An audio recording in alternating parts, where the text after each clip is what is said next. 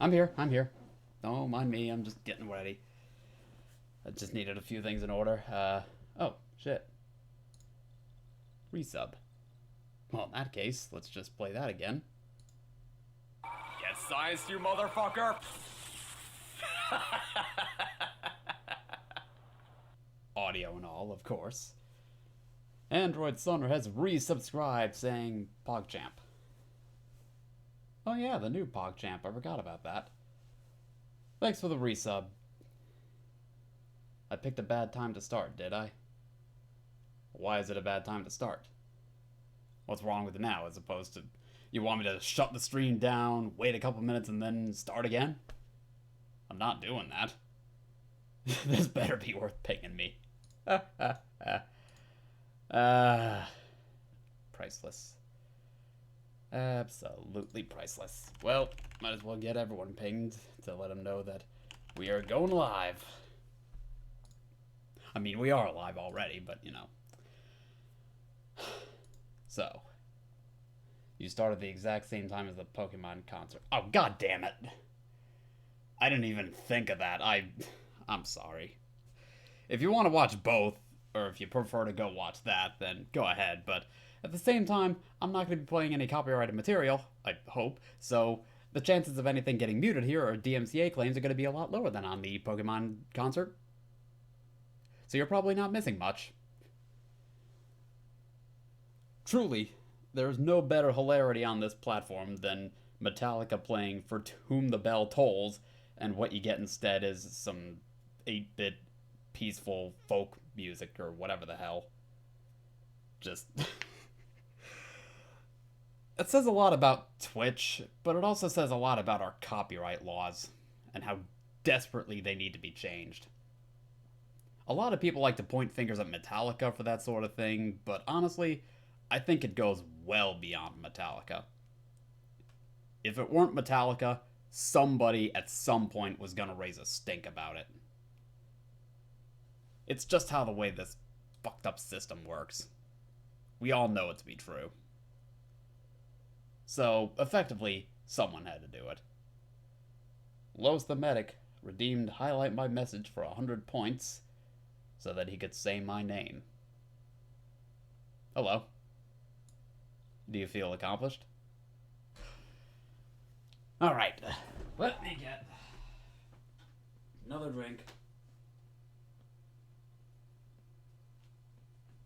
I actually have two beverages set up right now. I've got what's left of my little drink of Coke, and I've got a tall glass of apple cider waiting once I finished off the Coke, inevitably. Holy shit, 16,000 Zhao bucks? Maybe if you, if you type it right, I don't think you can gamel your Zhao bucks. Oh. You hate to see it. Truly, you hate to see it. Ah, oh, man. Well, on that note, I don't know about you guys, but I'll tap out of there for a second because I'm feeling like such a sport that I think what I'm gonna do, if I can figure out how to, there it is. No, that's not it. Maybe? I don't know. Possibly? Shit. Isn't there a laptop? Oh, there is. There's here right here. Well, let's get that set up right there. And, I'll tell you what. I'm feeling like such a sport that everyone here who has joined the stream is getting 500 Zhao bucks. Enjoy that. Oh, by the way, before we get on with this, before we start, I need to make sure that that's actually part of why I was a little late to starting this. Do you guys have your passports? I'm sorry, but I can't start the stream until I've double checked that everybody here has their passport, including me. It's you can even hear I've got it right here. So I've got my passport. I hope you have yours, because they're going to be checking that at some point during the stream, I think. You're going to need a passport. And if you don't have your passport, well, stick around and hopefully we will find it in the...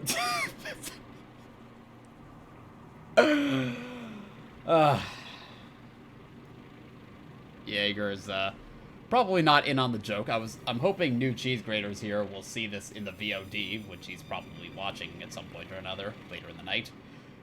I'm sure RS-115 will be watching the VOD, and he'd better have his passport, because anyone watching the VOD, you need your passports.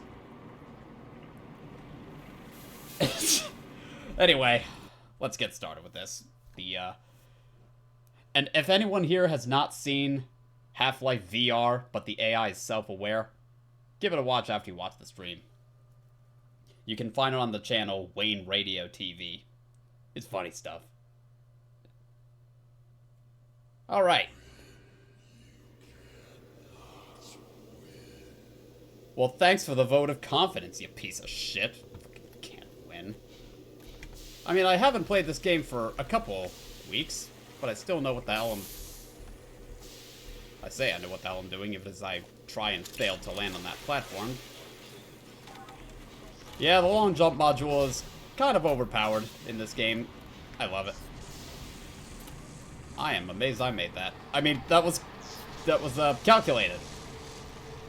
Yeah. Yeah. I meant to do that. Over this way. So this is Gonarch's lair, or at least it's going to be. But you'll notice that the Gonarch isn't here. That's because we got a maker show up. And to do that, we get to activate these things. I like how they're sending me rockets already, as if they know what's coming up.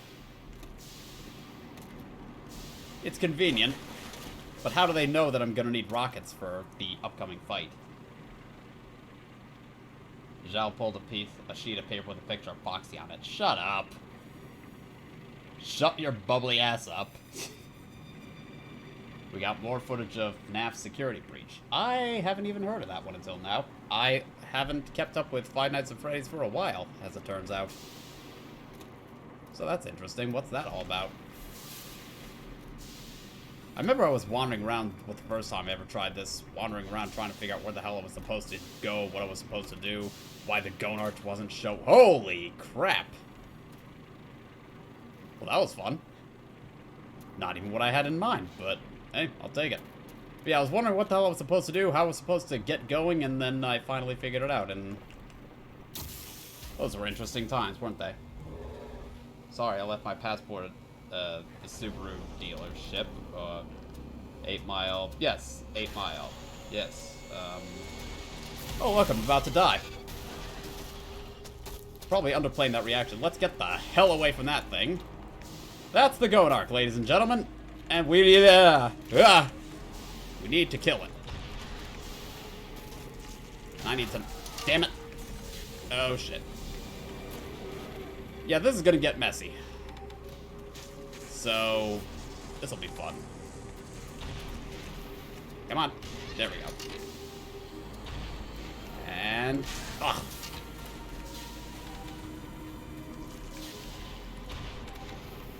If I don't talk much, it's because I'm trying to concentrate on not dying. Just, disclosure. You probably could have figured that out on my own. I almost hate that they put the, thing on it. Ow! Well, that hurt. Run away! Ow. What even hit me? Maybe the Gonarch launched something at me.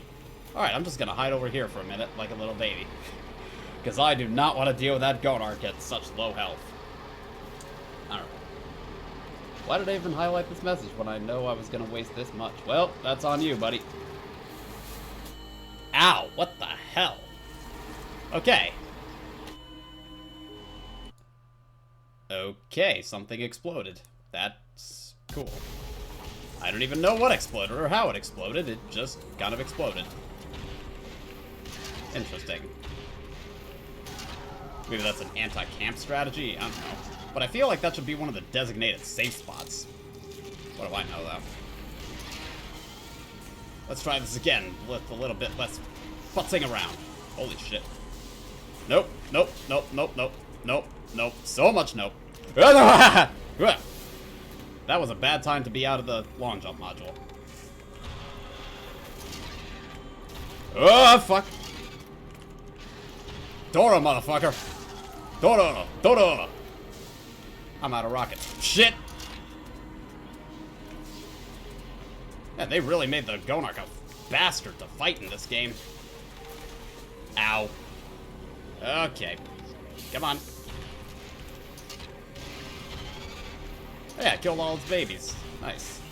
That's a great one to take out of context, isn't it? Okay, I need to get the hell over there because I'm going to die otherwise. Please don't kill me this time. That felt a little cheap. Not gonna lie. Yeah, if you keep spamming the gamble command, it's gonna stop working because it doesn't work that often. Alright. A lot of baby head crabs, no armor. A lot of things that Gonark can lob at me to kill me. Oh shit. Come on, retreat, motherfucker. Damn it. Whoa. Okay. To be honest, I think that green glob should have hit me, but it didn't. I'm not complaining. Okay. Gonark's retreating. Good. Oh, thank fuck. Ammo and armor. Just what the doctor ordered. Literally in this case, because I am playing as a doctor. Although, in this case, a doctor of theoretical physics. Alright. So that's the first phase of the fight done. Rockets. Nothing else. Welcome, ladies and gentlemen, to Gonark's Lair. This is gonna get hairy. Very, very hairy. Great time for a loading screen, by the way.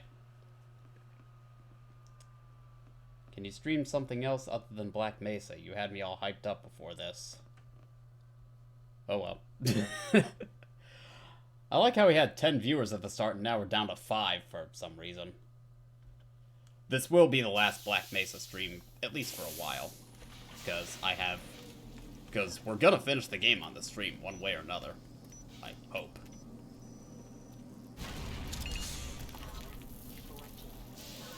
This should be the last Black Mesa stream. I will see to that as best as I can.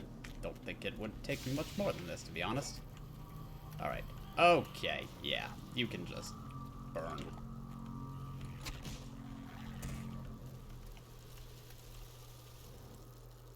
And we are clear. Alright. I like how much more fleshed out these later levels of Zen are in Black Mesa. I still... Oh dear. I still think it's a... Damn it. Still think it's a bit of a mixed bag, but, you know. Yeah, I like how this, supposedly, allegedly flammable liquid isn't igniting, but as soon as I do that, now it lights up. That's a protozoan.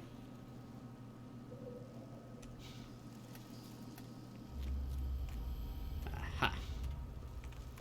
I wonder if I really wish they would fix that. You pick something up, you start sprinting with it, and it just drops out of your hand. That's a little obnoxious. Still, I will take Black Mesa Zen over Half-Life 1 Zen any day of the week. Of course, you can also just shoot it and it'll burn. But I don't want to waste too much ammo. We're gonna finish the stream. Finish the game of the stream. Famous last words. Rude. It's like you and the frickin' Nihilint are hitting me with a vote of no confidence here. That is rude.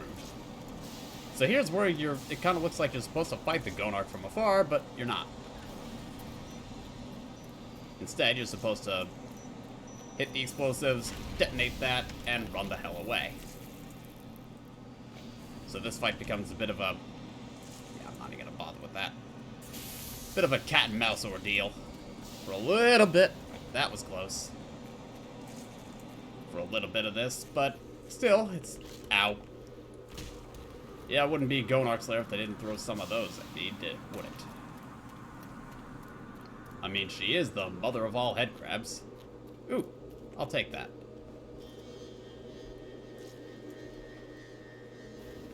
RS Glorian Gold is on. I don't even know what that is. But I'm guessing Android Sunner may not be watching the stream anymore.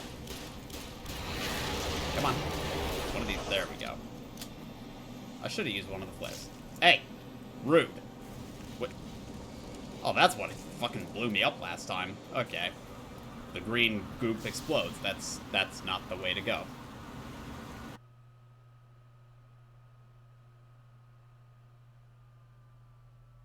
Did you know that that way that I jumped is not the way to go, even though it vaguely looks like it? I don't know why I have to go all the way back here, but whatever.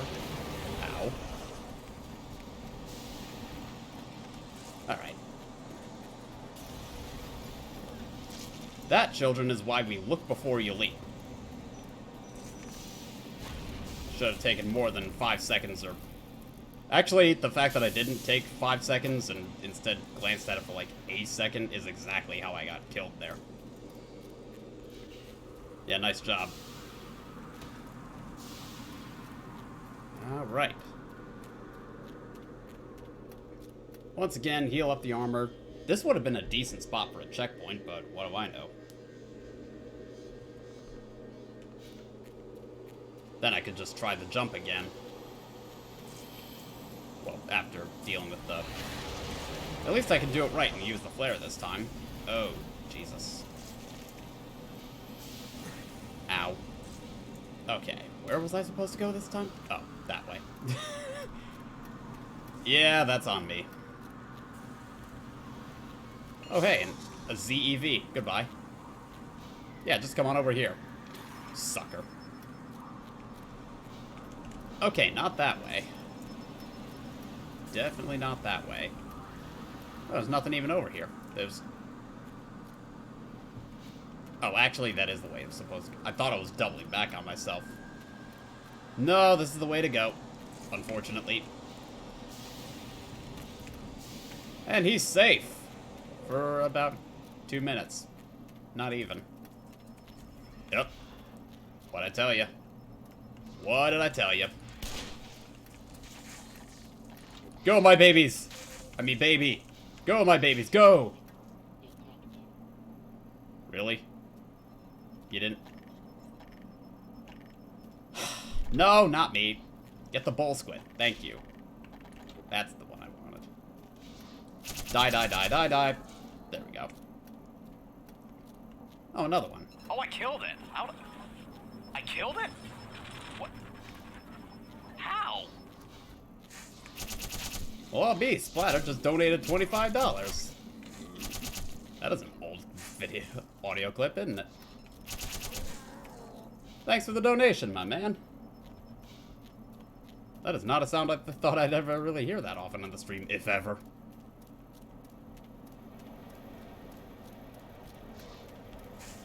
It's fitting that it played during this stream, though, because that was the time when I did a, that was back in the Zhao versus Twitch chat of, me playing Half-Life OG.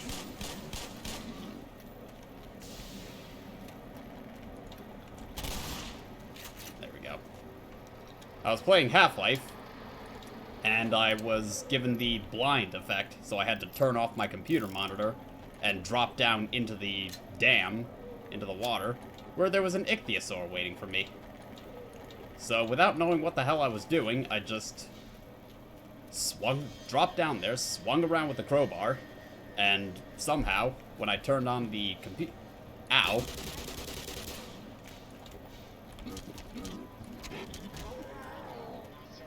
When I turned the monitor back on and looked around, I was floating in the water with my crowbar, and the ichthyosaur was dead. I don't know if I have the VOD of that anywhere, but I'll have to take a look. Ow. Oh, another one of you, huh? Oh, nice job. Ow. Okay, so there's 3 bull squids down here. I'm just gonna save ammo. I can get the health and armor back easily, because the charges are right here.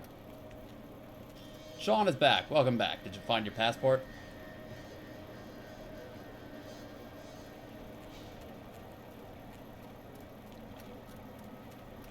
that clip is also a little old because it's back when I was using my old headset with the old with the old microphone that came with it instead of the Samsung Meteor that I have now for a microphone, which is why my voice is so overpowered in my newer uploads. I mean, we all know my voice is overpowered, please nerf, but no, don't nerf my voice, it's amazing. Or so I'm told, at least. Yeah, let's just get rid of them.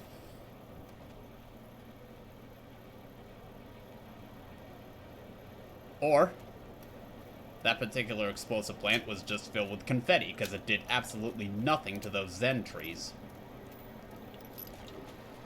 Yeah, that clip is from the days back before I had this better, much better microphone. I don't know how good the quality is with, on the streams, because I've noticed, at least with my new headset, I don't know if it's just my headset, or if it's something that even people on the VOD without my headset can hear. I know there's a difference, at least, because I've experimented with it before. But for some reason, my mic just doesn't sound as good on this headset. But only when I'm doing streams or videos or something. Whereas if I'm... It's got me that way. If I'm recording my voice in Audacity with the microphone, it sounds perfectly fine. It's weird, to say the least. Okay, now we got this part. I think what I'm gonna do is, yeah, that'll work. Just use my hive hand to take care of these baby head crabs. Save ammo. Because it actually works really well against them.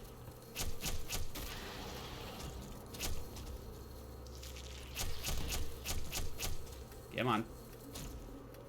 Yeah, my little annoying bastards are more effective than your little annoying bastards.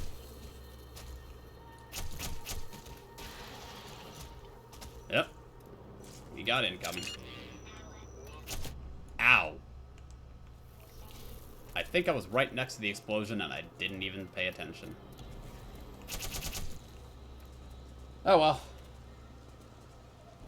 Really, I do have 13 viewers. Hey, noobish computer guest is here! AKA NewCheeseGrater. So do you have your passport? You need to have your passport to watch the stream. Okay. I was distracted by asking CheeseGrater if he had his passport. Well. That could have gone better. I like how it starts me back here even with my health gone. Or at least all the health that I... Yeah. That's a mistake I'm going to have to live with and pay attention this time, because that Gonarch is right behind me. Okay, and some Hound Eyes. That's wonderful. I'm just going to stay right here.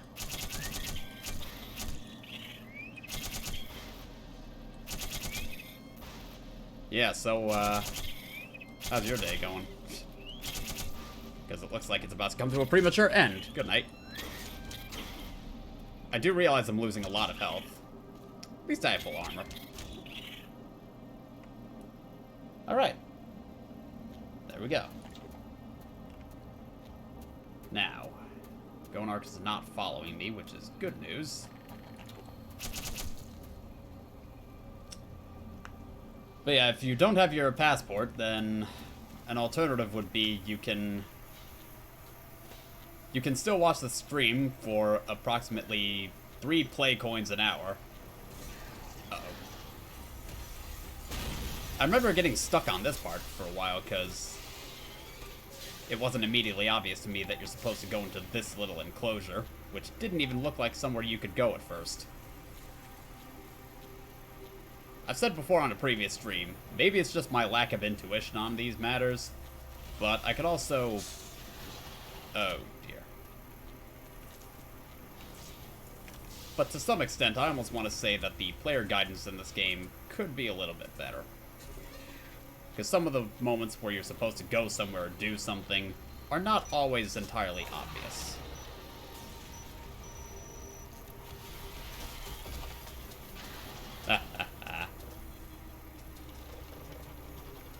Okay. So clearly, after doing that, the thing what I should do now is follow him.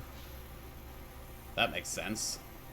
Just follow the thing. Chase after the monster that's trying to kill me. As if anyone in their right mind would ever actually do that. Okay, so this is a part where I would do my skimming trick, but this water is dangerous. And it will actually damage you if you stay in it too long, so I'm actually gonna hop from lily, if you can call it a lily pad to lily pad. And down here. Watch out for those protozoans, by the way, if you're going for the prolific popper achievement, because they're a bitch to get. I think your best bet is to get them on the way down, or get them before you even drop. Otherwise, you're not going to be able to hit them.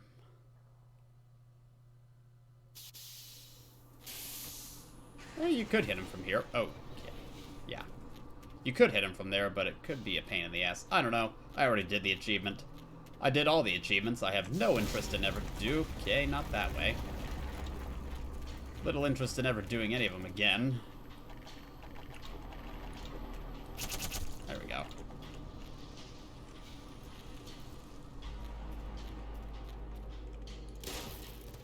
Well, here's where things start to get a little bit intense. Ow, ow, ow. Wait, it gets worse. As you will see in a little while. I really love the musical build-up here. Ooh, supplies. Gimme. I'll take them. Take every bit of that. Okay. Yeah, there's that bastard. Just hawking over me. There we go. Fun fact, there's also a secret passage if you do a particular thing at one point in this game. Yeah, this is where it gets a little intense. Oh, shit. Go, go, go. Don't even look back. Almost fell off. That would have been an embarrassing end. Okay, alright. Fucking hell. I get it, I get it, I get it. You don't like me. I don't like you either, to be honest. Okay. Just chill here for a minute. Not there. More like here. Not there. Here. Okay. I'm fine. I've been through worse ordeals. Alright. Yep, once again, back toward the thing trying to kill me, apparently. As if anyone in their right mind would ever think to do that. Yep, screw you. Goodbye. Now I gotta fire these things, get them to blow up, make the water rise. Whew. And then this part, which is one of the more dangerous things you could hope to do. You don't have to go in the water. You could stand right on the edge and you'll be perfectly fine.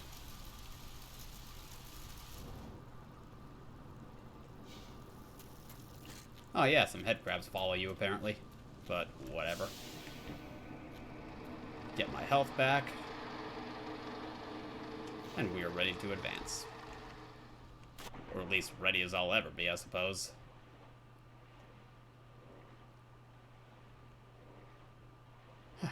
Oh look, beneathicals. My favorite. Screw you. Screw you. Screw you.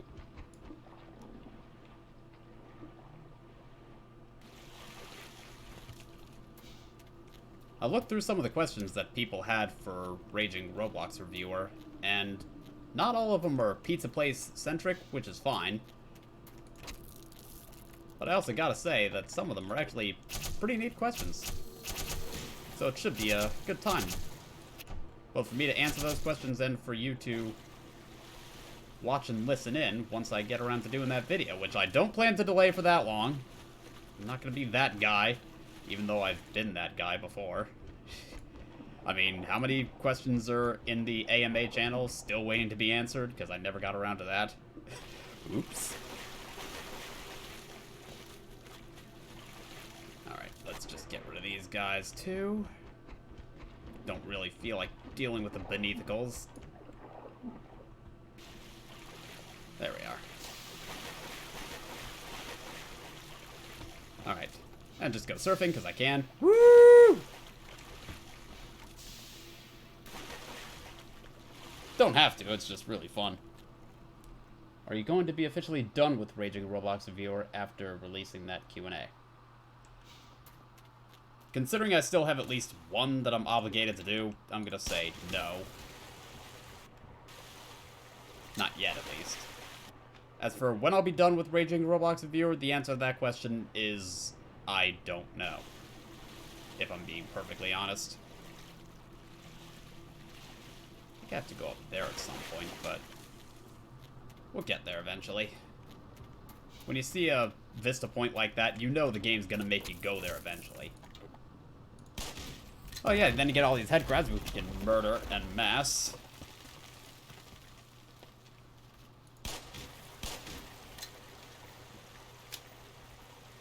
And then you do this. And then just go for a swim, because I'm not dealing with those head crabs. Funny how the Glock is the only pistol that works underwater, even though last I checked, the Glock... I mean, maybe it could fire underwater, but I don't really think it can do that reliably. From what I've read, at least. Alright. Go up the paths that are... Woohoo! Up the paths that are not... Rude. Up the paths that are not... Oh, dear. Let's just get out of the way of this. Oh.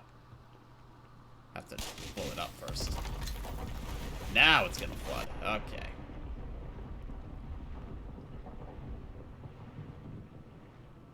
I do like how they did put an emphasis on pacing for Gonarch Slayer. You don't have to deal with the Gonarch every 5 seconds. It does give you a little bit of a break between battles, because they've learned, most likely from Valve, since this is based on a Valve game, that there's this thing called battle fatigue, where players get sick and tired of combat, so you break up the pace with a puzzle or something. Which is incidentally also something I'm going for in the game that I'm making, a Waddle on the Wild side, because I want to have a whole bunch of mini-games. Uh-oh. Have a whole bunch of mini-games where you can... Yeah, you can just burn in hell, for all I care. And away I go. Somewhere along this path there's a secret passage, but only if you do a particular thing. But I have not done that thing, so we're not gonna see that. Talk about burning your bridges, huh? Well, good thing I can jump quickly.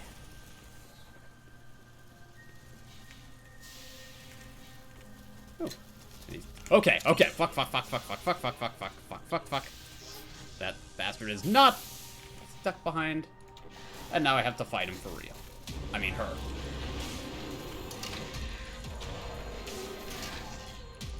Whoa! No, you don't.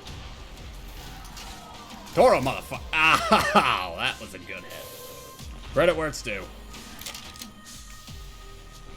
Come here, you. And the reason I'm not using the homing mode, whoa, is one thing I shouldn't need it. Yeah. I shouldn't need it for the immediate battle, because the Gonarch moves mostly predictably, often standing in place for extended times. But also because if I have it on manual, just non-homing mode, that means I can fire a rocket and immediately reload, so I'm ready to fire another one. You can reload manually even while the rocket is out when you're in manual mode, which is a really nice touch. That's an official feature that they even talk about in one of the blog posts they did about this game. Oh boy. Ouch. Fuck you. I am amazed that thing didn't hit me. I'm not complaining. Oh. Well, things are about to get interesting now. Oh boy. Thank you. Desperately need that. Hello. Come at me. Whoa. I was being rhetorical. Don't physically come at me. I don't want to die. I'm being such a sissy. Okay, you know what? Let's just... There we go. Die! Yeah! I think I got it. Yes, I got it. Let's get the hell out of here. Whew. And just like that, the Gonarch is dead. Holy crap. Whew. Oh. Ballsack Monster versus Xiaoxiao Man. Who will win? And our hero wins the battle. You're damn right I do.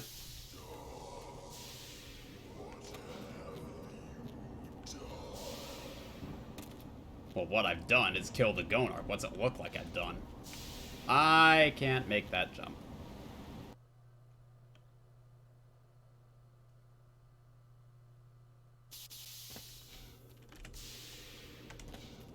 Alright, Interloper.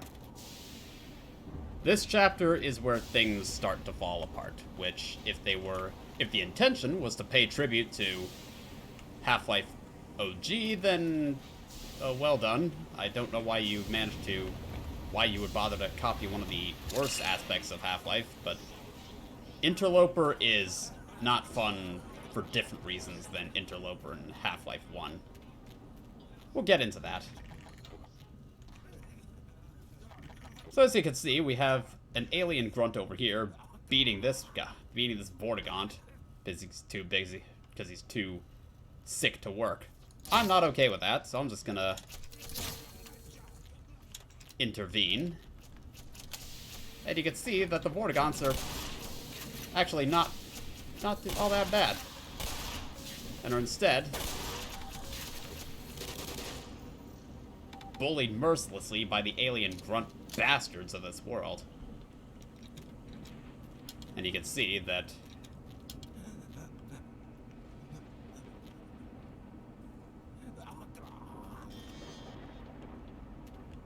poor little fella.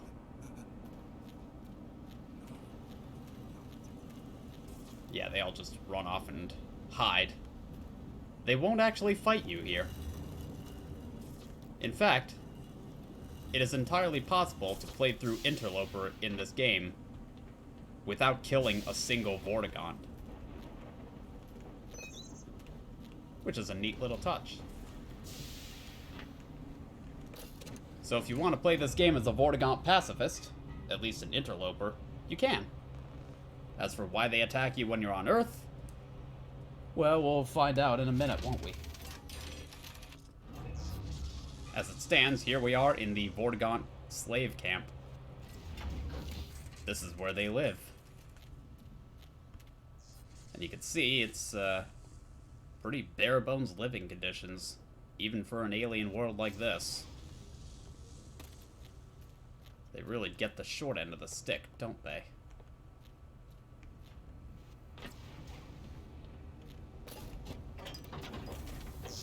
And here I am, locked behind a barrack, a force field that I can't do anything about. However,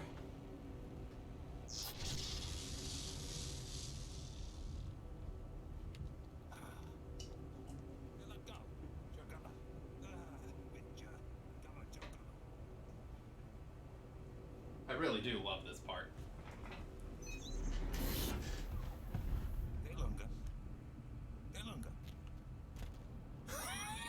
Thank you.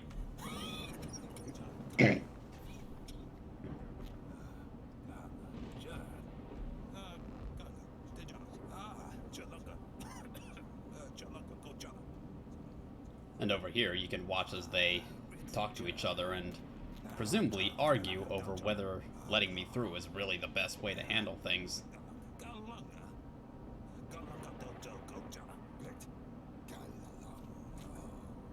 So they will argue amongst themselves, and you can wander around this little village of Vortigons as they look on curiously.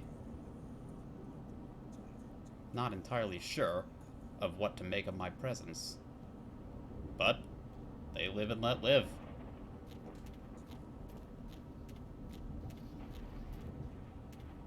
You can kill them if you want, it's just... well, why would you? Warming up by the fire. Head crabs are their main source of food, and I just killed the Gonarch, so... I hope I didn't just cause them to starve to death, but then again, that may well be the least of their concerns, given what's going to happen to Zen.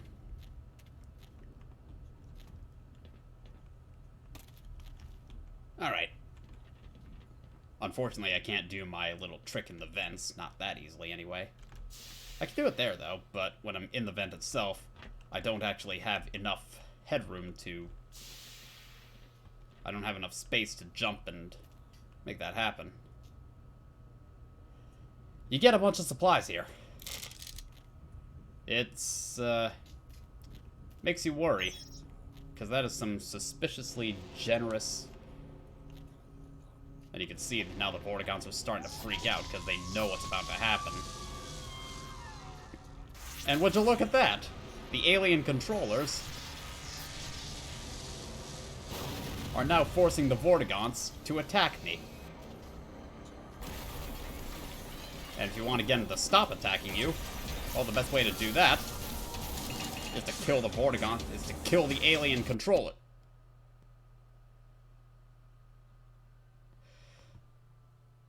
So the game just crashed.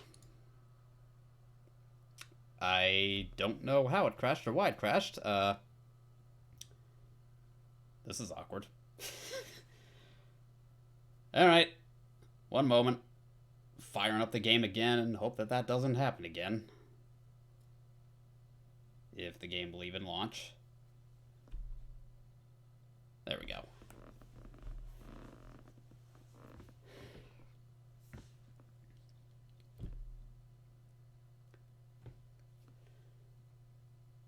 I have never had that happen before. The game is not the most stable thing in the world. The source engine is not the most stable thing in the world, but... well, yeah. Okay. Well, with the magic of save states and autosave, let's try that again, shall we?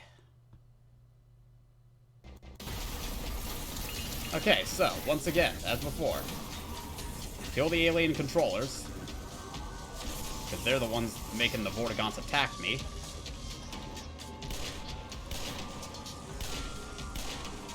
And you notice that once the alien controllers are dead, those Vortigons suddenly stop attacking. And in some cases, they even cower in fear.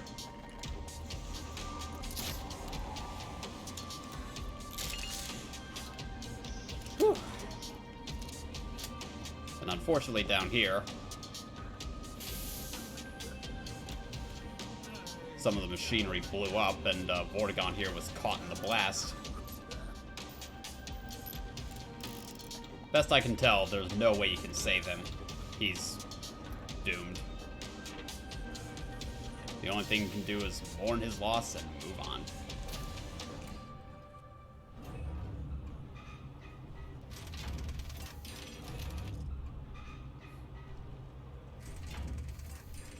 So now we're on our way into the Vortigaunt, the alien factory. Or at least making our way there.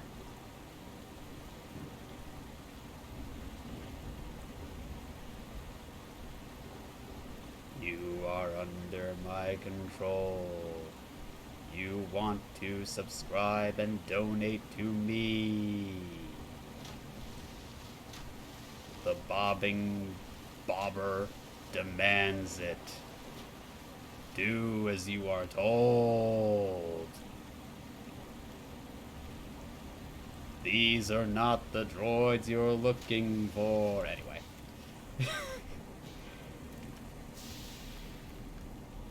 Oh, fuck. Well, not quite what I had in mind. Damn it. See, it's not quite the game's fault so much as... Well, it's kind of the game's fault, but it's also more my fault for trying to be... As you can see, trying to be a little too cute about this. And just taking way longer than I need to. Because I insist on just... long jump everywhere. There we go. Let's just stop wasting everybody's time, including mine. Especially yours. There we go. Okay. And away we go. Things are gonna get a little hairy up ahead. If memory serves me, we're coming up to that part of the game. I do not enjoy that part of the game. It's tense. It's obnoxious.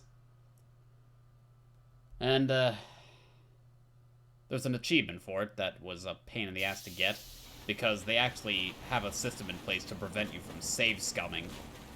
Yep, this is the part. Do you remember when you had to run away from a Gargantua and just hide from it? And then you could just pass without any trouble?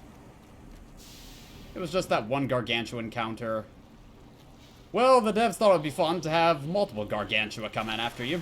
And make it into a nice big chase.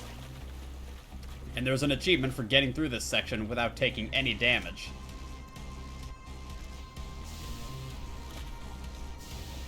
Well, Freeman, I hope you practice for the decathlon. Because we need to move. Oh, and I'd also like to say the achievement says you need to get through this without taking any damage from the Gargantuas. That is straight up wrong. You can't take damage from anything in this section. Otherwise, the achievement locks. And you can't save scum either. I'm not supposed to go that way, am I? Okay, well. Down there is where I'm supposed to go. Right. Okay. Down there.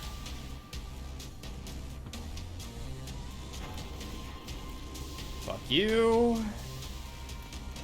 Yeah, if you take any damage at all, then the achievement locks. The achievement lies, unless they changed it since I last got the achievement, but I have no reason to think they did. Up. And I fell. What did I land on? Was there an invisible wall down there? Or invisible floor? What the? Yeah, the physics kind of wonked out on me there when I needed them to behave themselves. Unfortunate, but you know how it is with games like this. Yeah, you're better off ignoring the enemies as best as you can, because if you have to slow down and stop to fight them, you're gonna die. Or at least you're gonna take damage, and the achievement will definitely lock.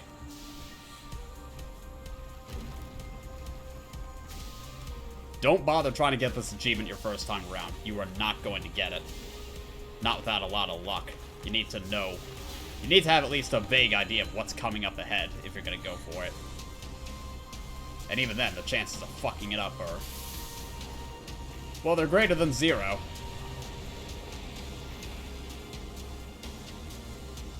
That's a lot of Gargantuas. 1, 2, 3, 4, 5, 6, 7. Jesus Christ. Zhao having Vietnam flashbacks. No, just Gargantua flashbacks. So yeah, they made that part really, quite something. I'm not gonna lie, though. I do like that part. It's a really nice, tense chase sequence where they did a lot more with the Gargantuas than they did in Half-Life 1.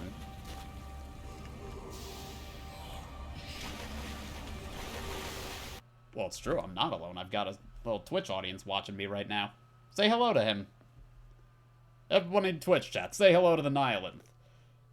Not that I think he can see you through the Twitch chat, unless he can, if he's that omniscient and omnipotent. I hope to hell he's not, but...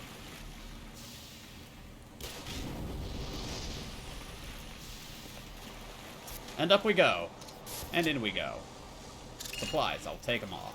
Thank you. Thank you, thank you. Okay. And up.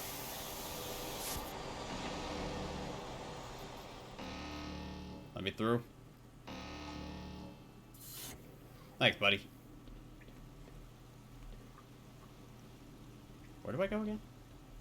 Can I... Isn't this the way to go?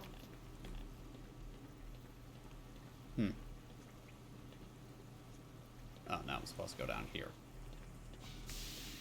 Right? So this is the way... No, I'm not. Anyway.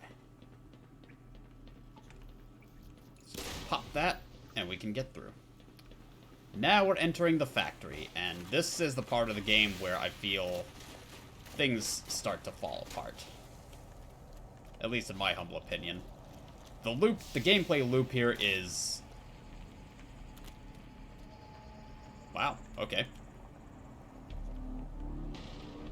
I don't even know how I did that. Kind of don't want to fuck it up in case I can get an advantage from being up here, but I don't know if I really can. I don't think I can, to be honest, so... So from here, what we need to do is plug in these devices to do something.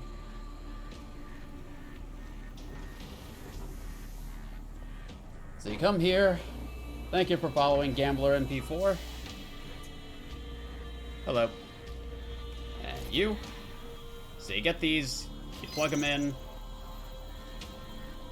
There should be a green plug somewhere or another, I think.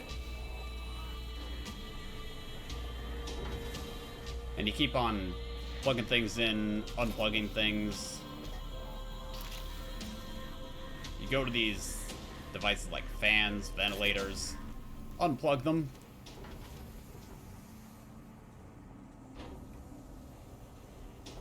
Hop up here, plug this in.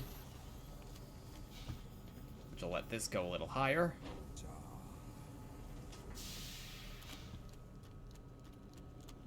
And then you come over here. Excuse me. Just need to take that. And plug this in right here. No, I don't plug it in right there. I plug it in right here. Then you get the green plug. Pop that in. Shoot that. Because otherwise this elevator is going to be too dangerous to stand on. And you do that a few times. So once again, you find the plug. Plug that in.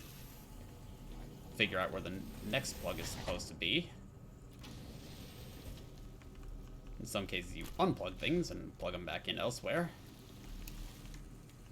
No, not here. There we go. A fan or ventilator. Unplug it.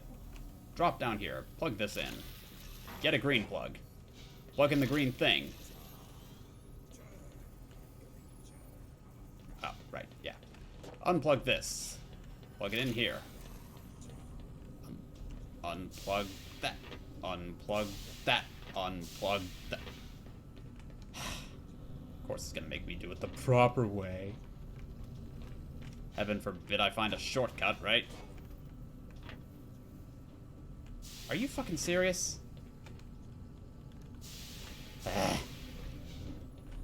Unstick that, throw it out there so it doesn't get stuck again. Plug it in. This time you can't see it right away. But it's over there, I think. Somewhere. However, we have problems, and those problems are coming at me right now, and they are very pissed off at me. So you know what? Okay, fucking, there goes all my armor. I didn't see that there. Ow. Feel the sting of Defense Department funding. I don't know what this is, but it's very, very expensive. Okay, 4 hit points. This could end badly. 1 hit and I'm dead. Okay, couple hits and I'm dead.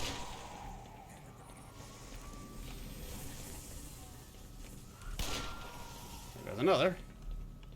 Please tell me that's the last one.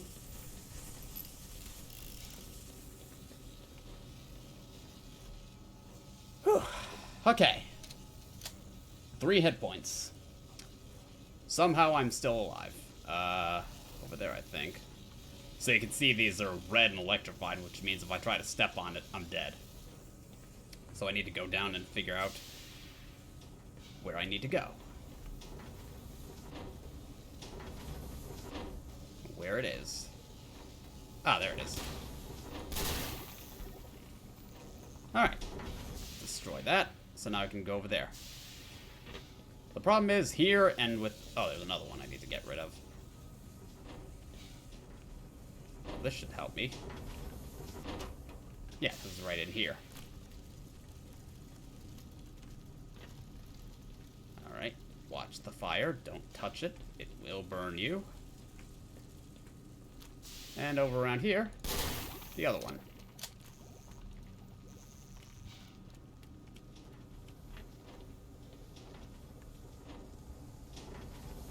So yeah, let's do this with 3 hit points. And there's another one here I need to disable. Whatever the hell these things are. I don't actually know what they're supposed to be. Down there, apparently. There it is.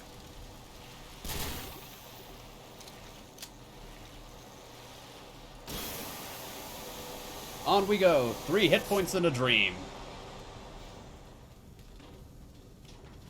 Get back on this thing. Ah, perfect.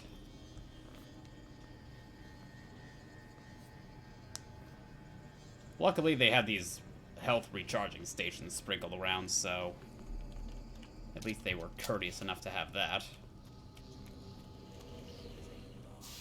But yeah, I'm not a big fan of this part because this gameplay loop seems to repeat itself quite a bit. Which we're going to see even more of in the next couple...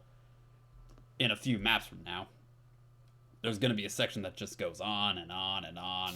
And it's just the same thing over and over again. It's way longer than it needs to be. They should have trimmed it down. In fact... just do that. I said that. I said that. I said... There we go. What the hell are these things made of?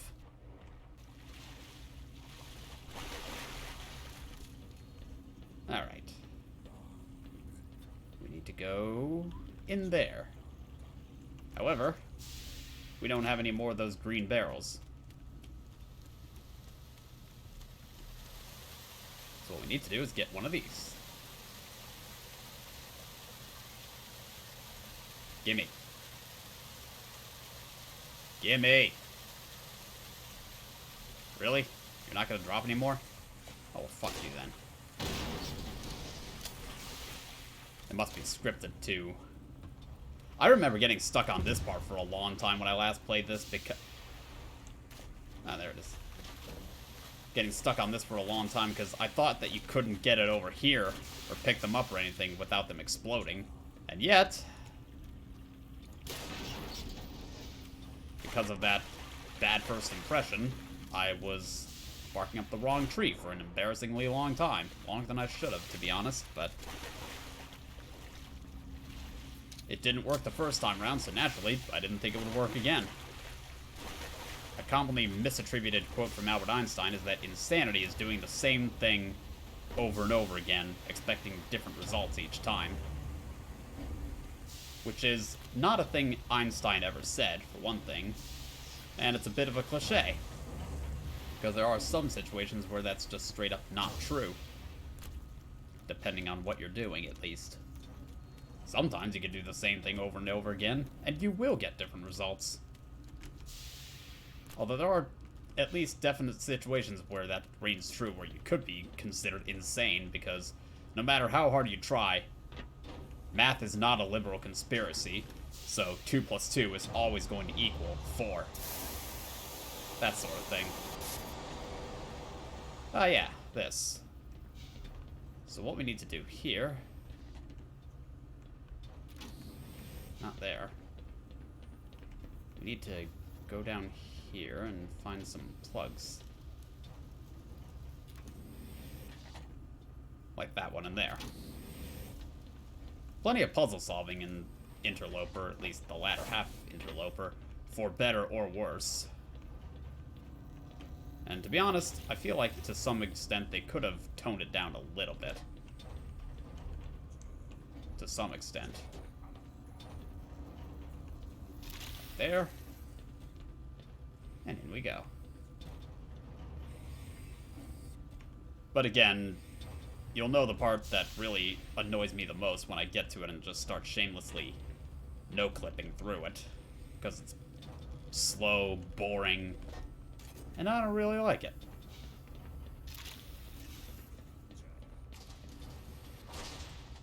Just give this a second. Ah, fuck.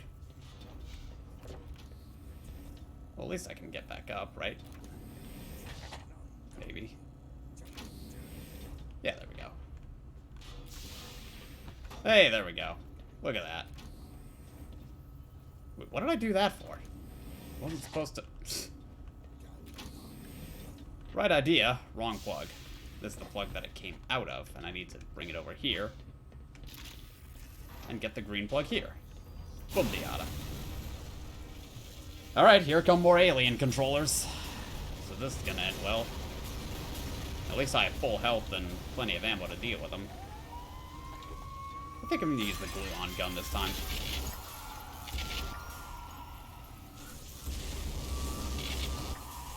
It's not the most efficient, but goddamn is it fun and easy to use. I think I got him.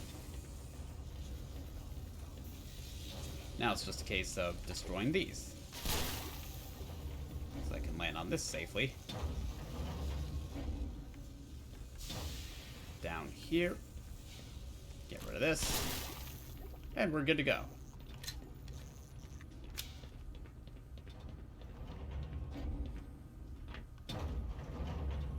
Next destination is over there. I think. No, it's not. Gotta go up. Well, back over here then. And over here. That's where I need to go.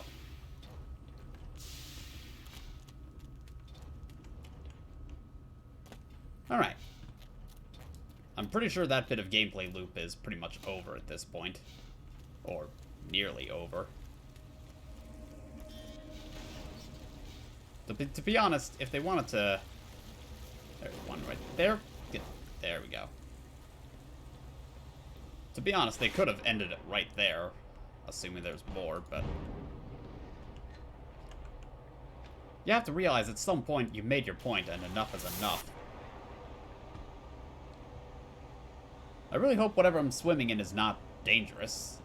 Oh yeah, this part gets a little creepy, doesn't it?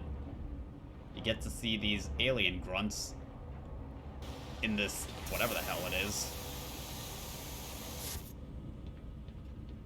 Can you imagine trying to do all this in VR? This would get real nauseating real fast, given all the sudden, rapid movement you'd have to deal with. VR is great. I love it. But there are certain things that will just never really be compatible with VR. By pure virtue of being less than comfortable for the brain.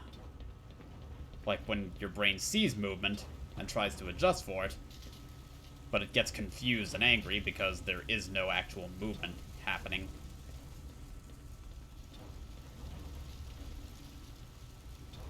There's an achievement for getting through this part without touching any of the lasers.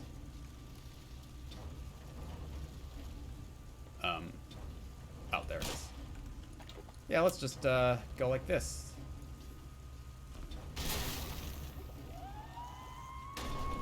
Oh, crap. Yep, here come more of these bastards. Goodbye.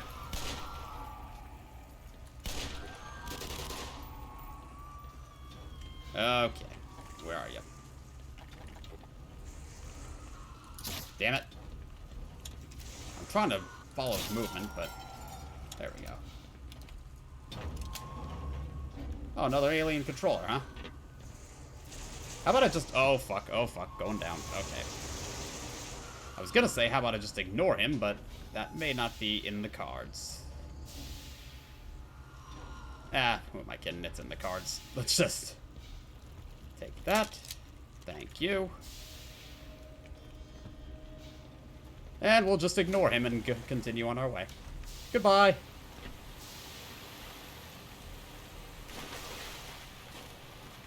The potency of the long jump module is exactly what got me excited for speedruns of this game. There's so much potential to get creative with it.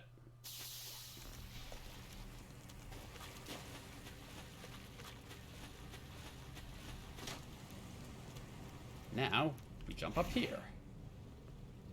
And up here. So yeah, there's no more of the, that I just had to go through back there. That's done. And instead, well, we got some more alien grunts to deal with.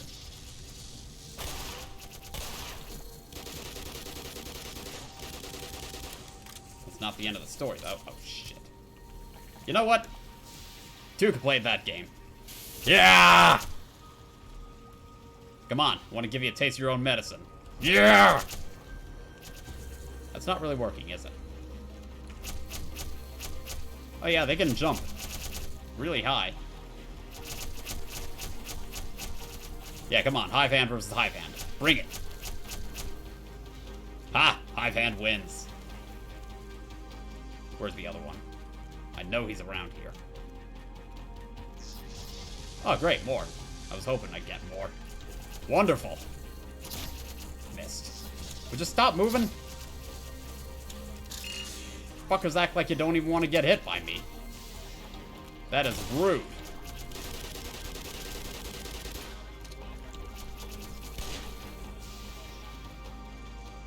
Next. And he is out of here. No, he's not.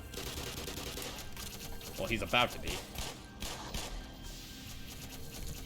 Damn it.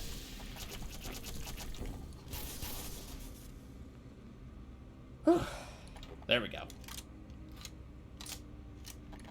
I don't anticipate I'm going to be getting a lot more 9mm in the near future. Better be careful. Oop. Well, I just wasted a crossbow bolt. Not quite what I wanted to do. Oh well. Let's just keep pushing on.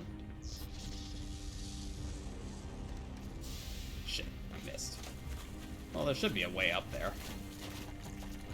Yeah, you know what? Just die. Oh, good. Could use that. I love how they just explode from that. That's just satisfying. Oh, really? Another one? Yeah, come on. Let me know how well it goes for you from back there. Well, I have a health recharger right in front of me. Oh, hello. Don't look like that worked out for you. Alright, half of my uranium is depleted. But I will get more soon. I am wise to this game. Before I go that way, I'm gonna go this way. See if I can find that. There it is. There might be some useful stuff in here. Ah, more uranium. I like it. And rockets. Just in case I used any of those. That's courteous. Now we can head on up here.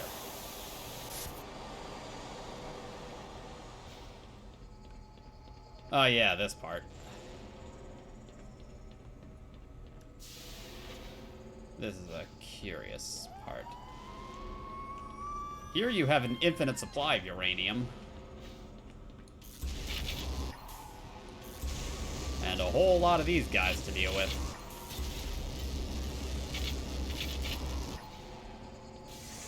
Nice that the game auto-equips you with a gluon gun as if they know you're gonna need it. Because this part is a little obnoxious. You have to fight all these alien controllers. And you have to do it with no chance to recharge your health or ammo, or armor, rather, in between. Thankfully, I got out of that reasonably well. All things considered, that went okay. Oops. There we go. Down. And this way.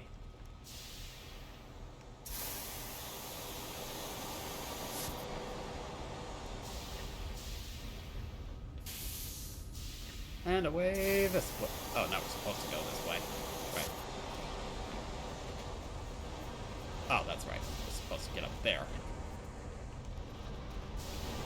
And there we are.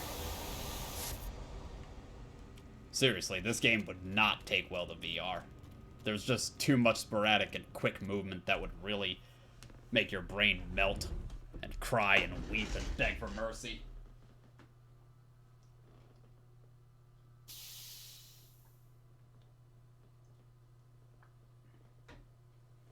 I have a reasonably strong stomach. Not amazingly strong. But I don't think I'd be able to get through this even if I do have my VR legs by now. That really is unfortunate, though, that there are some people out there who can't play VR because they just get too motion sick and it becomes unplayable for them because of that. I feel for you. Hopefully someday we will come up with a better alternative. Or they'll find a way to make it more accessible to more people. VR has a... Oh yeah, this part. I just got rejected. Maybe someday they will find a better way to handle VR, but it still has a lot of potential, even beyond games. Oh yeah, there's ichthyosaurs in the water here. Let's get the hell out. Don't feel like dealing with the bull squid at any point, so let's just get rid of him.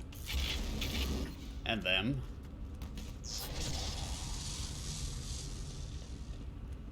This is pretty much my least favorite part of the game coming up. This part is okay, but it only gets worse. It just drags on, and on, and on, and on, and on. Oh, shit. And then you fall. Which means you have to go all the way back up and do it again. Isn't that fun?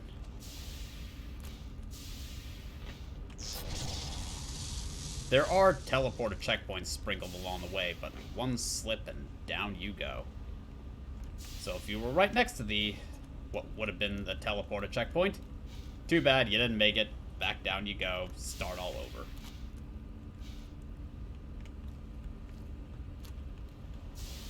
It just feels like the Source engine was never made for this kind of platforming. At least. See, that's one of the checkpoints I was telling you about. It just feels like... I know this is a modified version of the Quake engine at the end of the day, but even then, I just don't really know if this kind of precision platforming is really the best thing for this engine. Oh yeah, this part. What we need to do here is go on a little bit of a maze of lasers, or if you're impatient like me, you try to get a little cocky and jump your way through them. I don't actually know if any of these lasers insta-kill you, but...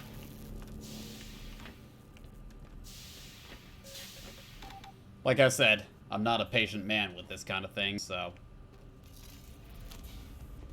Funny that I made it through that easily. I'm usually not that great at platformers. Oops. As I've demonstrated before. Long jump module can make your life a lot easier, but it can also make your life a lot harder if you're like me and you get a little too playful with it. Where you try to use it for more than you should be. There we go. Oh yeah, this one. And it gets to the point where really you need more practice with the... You need to get more practice, but you don't want to admit it. But that's not going to stop you from trying. And admittedly, I do need a little bit more practice with the long jump module in this game, but I've even seen proper speedrunners screw up jumps, so don't feel bad. Nobody's perfect. I'll be the first to admit, I'm not perfect.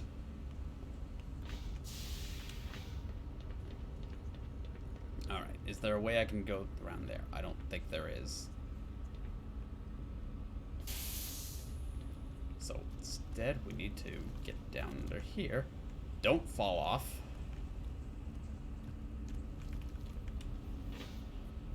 I think when we get to that part, what I may do is just do at least one run of it, or at least one section of it, so I can show you what it's like. But after that, just no. It's just long, repetitive, not much fun.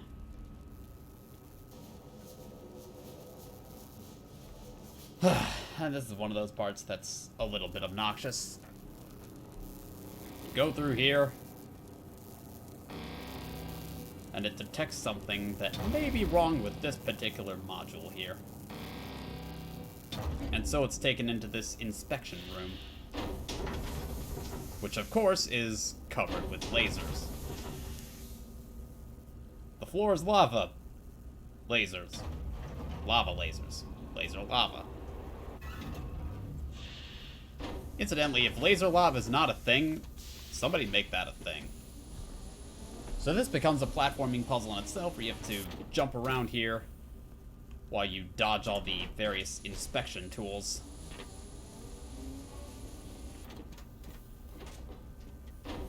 Try not to get crushed or zapped to death. Kind of like they're trying to do with me right now. Here's the part where they try to zap you to death. You're supposed to go on one of these long platforms here, but, well, this seems to work just fine. You're not supposed to do it like that. I don't care. That's how I did it, and it worked.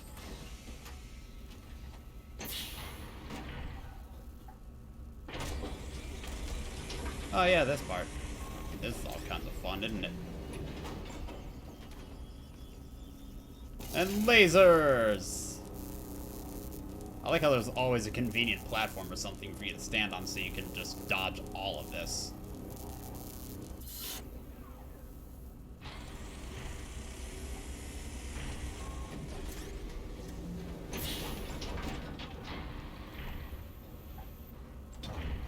And so it finally determines that there's nothing wrong with this thing, and it sends it back out on its way.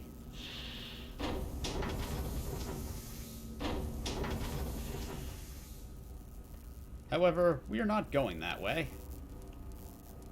Instead, we're going to find this little vent here and go through it.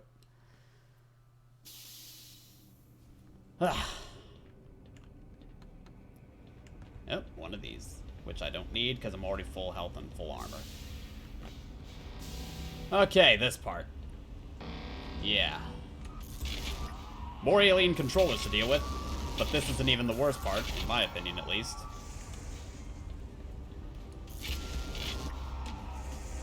Especially up ahead when you get rechargers for your glue-on gun. Ow. Rechargers for your glue-on gun.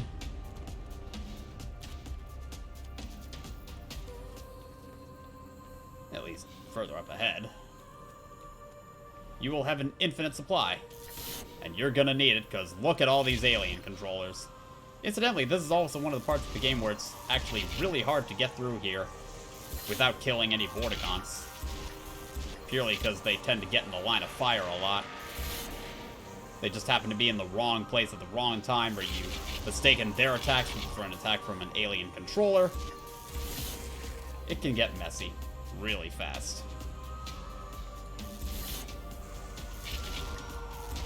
In fact, you may even be better off ignoring these guys, or at least most of them, and just focus on getting through this.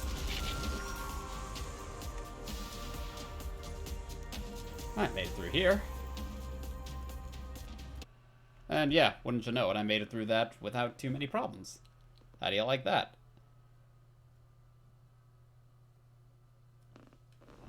Okay, now we are coming up on what I consider to be the worst part of the game.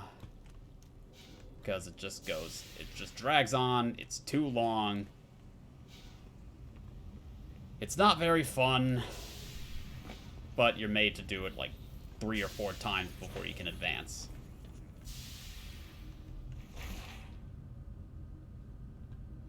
And this is the part where I may start to shamelessly no-clip if I start getting bored.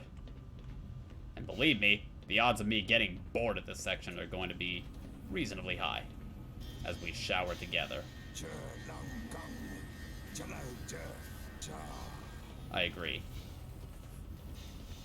That is Vortigese for fuck this shit and everything about it. That's not what it means, or at least I assume it's not. But I assume that the Vortigaunts, actually, come to think about it, this part of the game right here is an accurate representation of what it's like to work at Amazon. This nails the feeling perfectly, I've realized. It really does feel like you're just on this kind of long, painful grind. Repetitive jobs to work. Repetitive everything, and no sense of satisfaction once it's all over. Nobody wants you to leave until the job is done. And they'll stop you dead in your tracks if you try to pull a fast one. This is a perfect... Oh, and then you have these people... There's one of the process assistants coming to give me shit. And then we have this guy who thinks he's above it all, and then I point out the holes in his arguments, and he just kind of goes away. Or at least I wish it was that easy.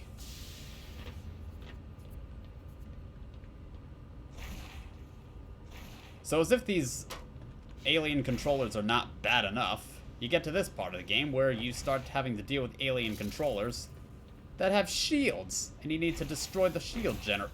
Oh dear. I think I confused the game for a minute. So yeah, you have to go into these little arenas that are full of, that have an alien controller, sometimes 2 even. And yet... Oh, down here. You have to deal with these alien controllers and they have shields. And you have to find the shield generator and destroy it.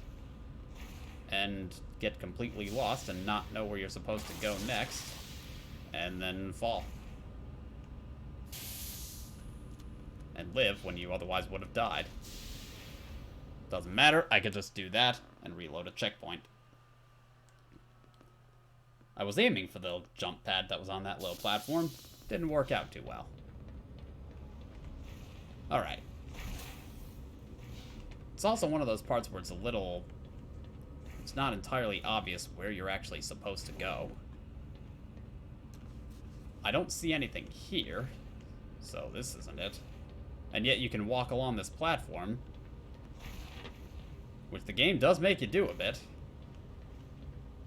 Okay, so if I follow the red line... Oh, there it is. Disable the force field and away you go. I'm gonna have a little bit of trouble navigating this because this is the part of the game that I played the least, because my usual solution is just no-clip through all of it.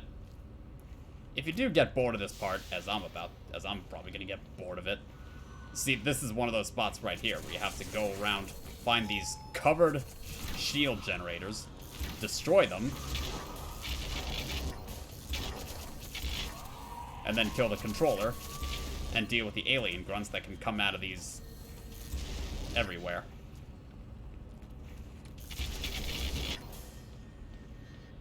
It's just obnoxious. Like, I did that once, that wasn't too bad. That was just the first one. There's 2 or 3 more of them coming up.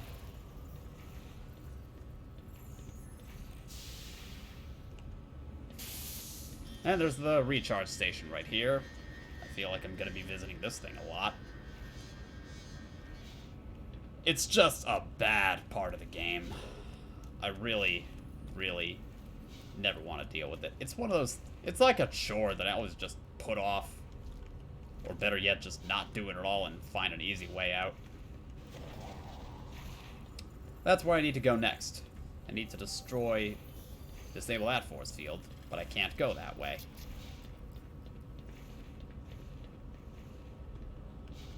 That's the way I came from.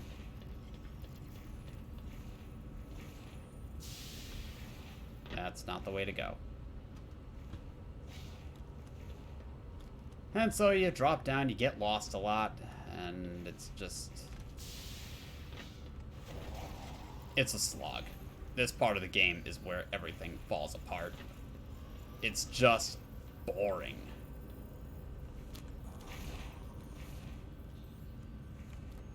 So you have to look around, find the next, sometimes visible and obvious, sometimes not, platform that you need to get onto. Jump up. Even no clipping out of here is a trick in and of itself, because they've designed this in such a way that it's really confusing where exactly the way forward is, even if you are no clipping. You do get more or less railroaded along here, but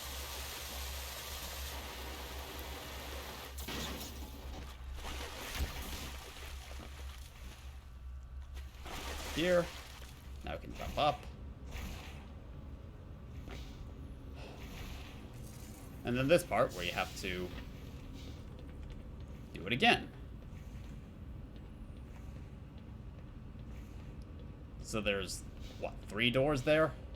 And this is the first of the 3? So you have to go through this, and now there's 3 shield generators. Yay! And the guy can just smack you around with these physics objects and take out tons of your health while you're running around trying to find where they start, where they end, how you're supposed to reach them.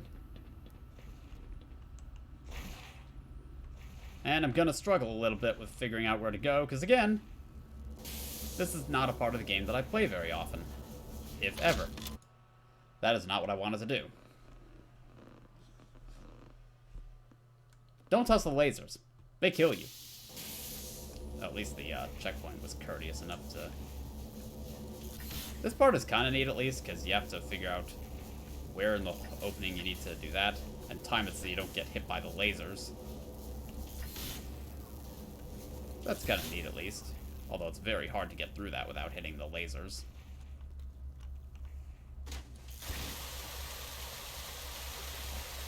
And then you're expected to go up here. I'm pretty sure there's a part up ahead where you have to go through a whole bunch of lasers while it's forcing you up with the current.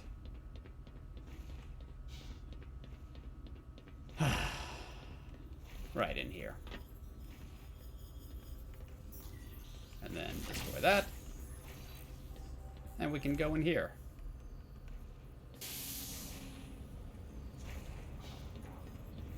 So now I can get on the jump pads and go all the way up there.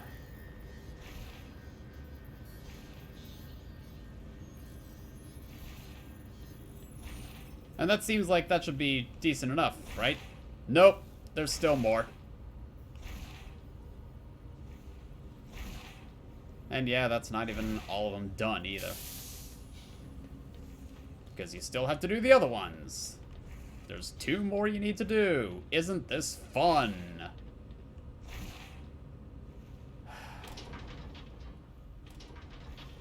So, once again, got these, you got the Vortigons. Destroy the shield generators. There's 1 more shield generator that I missed. here. There we go. I will at least leave the Vortigons alone. It's not like it's their fault.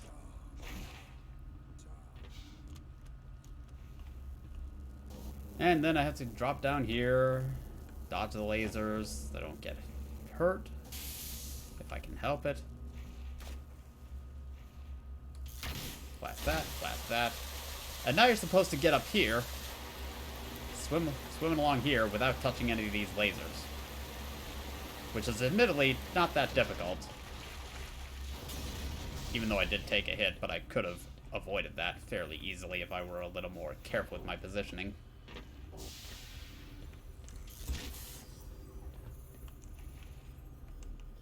Alright.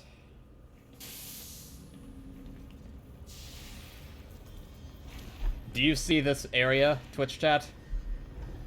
I want you to take in this experience long and hard, because this place right here, this is where you go when you don't have your passport. I'm just warning you now.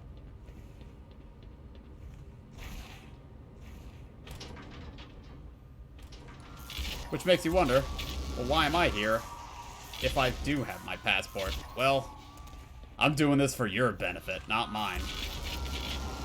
I just want you guys to experience this, or at least witness it, so that you never have to deal with it yourself firsthand. Because that would be terrible. This time, none of the controllers had any shields on them, but there were a lot of them. So I suppose they tried to mix things up in that regard. I think I did a little bit of pixel walking up there. Nobody tell Olaf Meister. Oh yeah, this part, where you have to get through it and not let any of the lasers fall on you and hit you. It's a little annoying trying to figure out where exactly the safe spot is. So you're more likely than not going to take a fair bit of damage.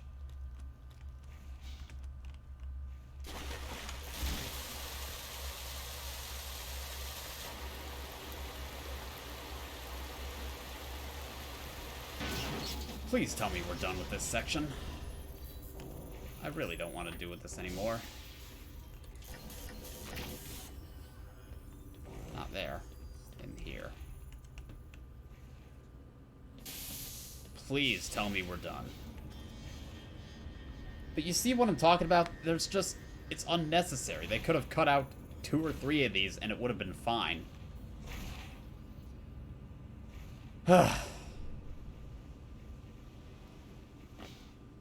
Now we can go this way. And up here. Yeah, we're done with that. Thank fuck. But you see what I'm talking about? That was just needlessly tedious. Dumb and boring and unnecessary. And now we get to be dropped in here into the garbage disposal. Where all the rejected grunts get dropped off.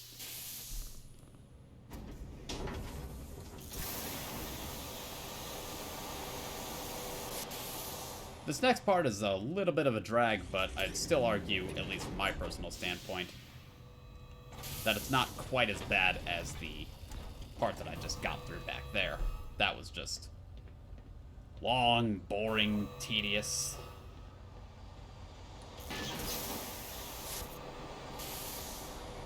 And then we get this part right here, which has more of the alien controllers. Oh yeah, you thought we were done with that?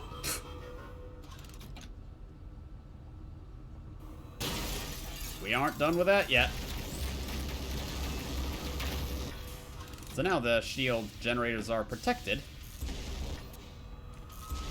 Even more so. And the alien controllers have an infinite supply of these green explosive barrels to throw at you, which is amazing. Luckily, you get these health and armor chargers every level or 2, so at least you have some supplies to work with. And you get an infinite supply of uranium, again, which is good. At the very least, if I were given the choice of Half-Life Interloper and Black Mesa Interloper, I would still take I would still take Black Mesa Interloper, because at least this is playable. More so than Half-Life 1's, at least. And the tedium only lasts a short while, generally speaking. Whereas in in Half-Life, it just goes on and on and on. And it isn't a lot of fun for anyone. And there's even more of the fucking alien controllers than there are in this game. At least this game gives you ample supplies to play with. Interloper is built for the glue-on gun, especially for these particular parts. Because you always have plenty of uranium to work with. To the point that, again, you have the infinite uranium charger crystals. Or whatever they are. Yeah, those things right there. Crystals that give you ammo for your Tau cannon and glue-on gun. And here we go again with this. Destroy the shield generator. But we're not done yet.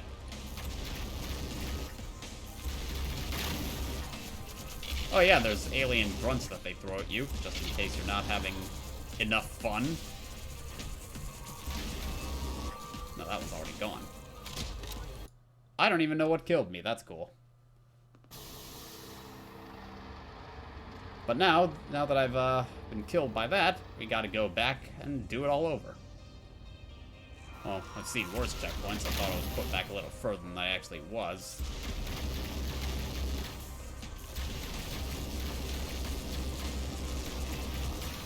Also worth noting that there are these stations right here, which are a place for you to recharge yourself, but they're not a savior. Let's get rid of the alien controller, at least. Yeah, I'm just gonna stay here and blast away at these guys until they go away.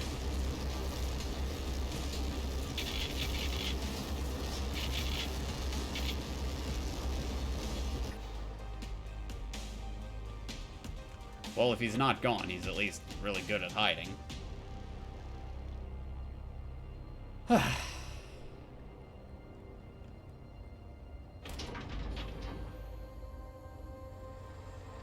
Again, a little tedious. I'd argue still not as bad as the part that came before, though.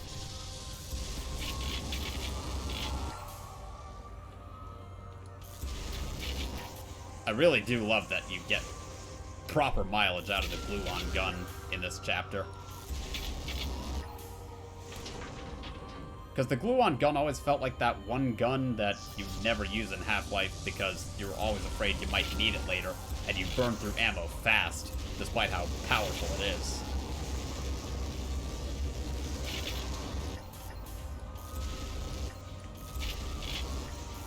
At this rate, in this part alone, I burned through, how many glue-on packs worth of ammo? A lot. Oh yeah, then they start doing this bullshit. So not only do you have to get into these things, but you have to destroy all the platforms so that they don't kill you. And then destroy that.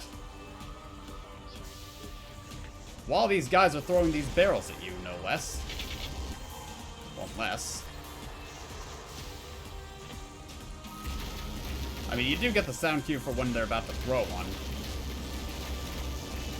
So you at least have that. However, it can be a little hard to hear it over the music.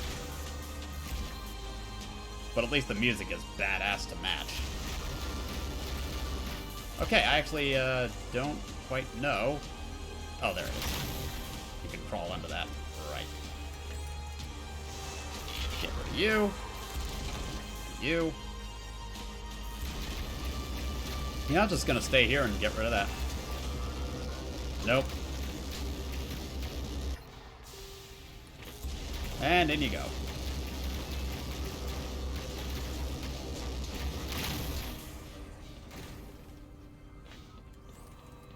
Okay.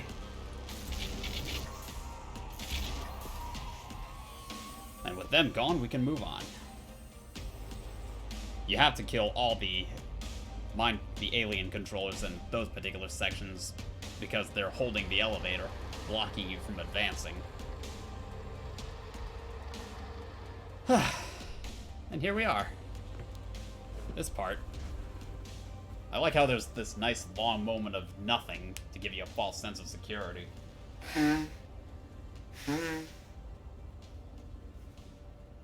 When in reality, you're not done yet.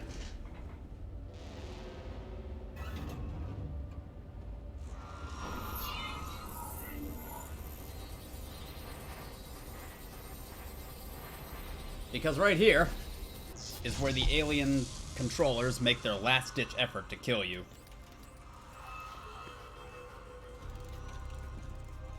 And to get through this part, you need to kill enough of them to get the elevator moving again.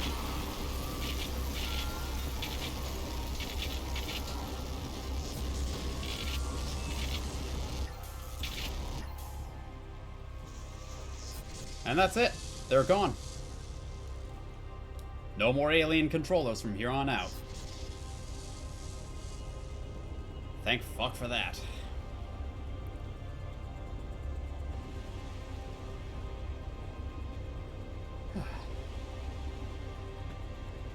And now, we get a little break.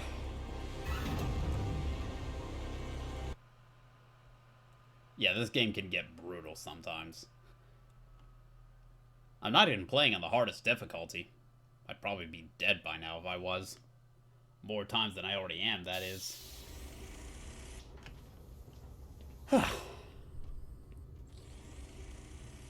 Now we get to take a pass through here.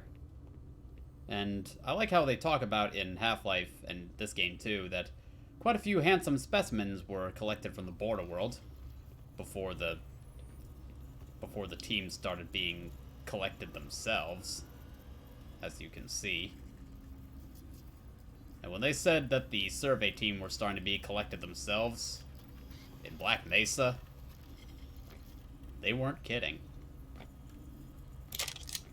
Hilariously, you can actually reach in and take these stuff from those pods, which you should do, because you're gonna need the supplies for the battle coming up in a little bit. Alright. And with that, I am 11 bullets shy of being full on MP5 ammo. Whew. Alright. And up we go.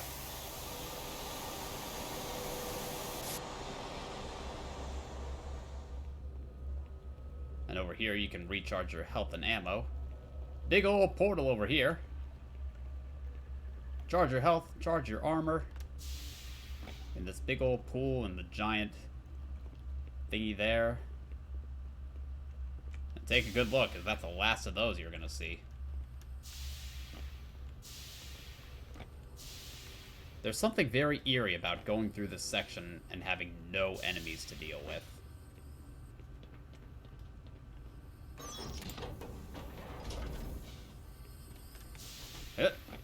There we go.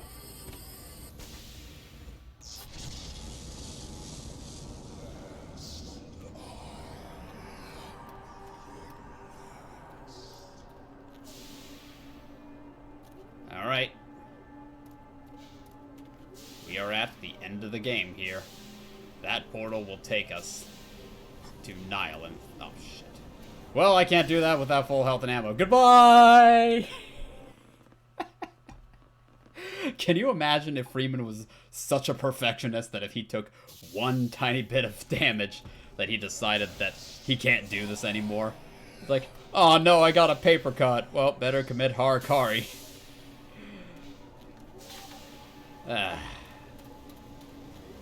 In the words of G-Man, rather an anticlimax after what you've just survived.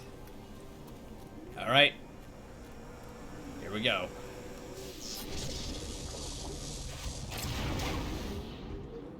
Nyland, here we come.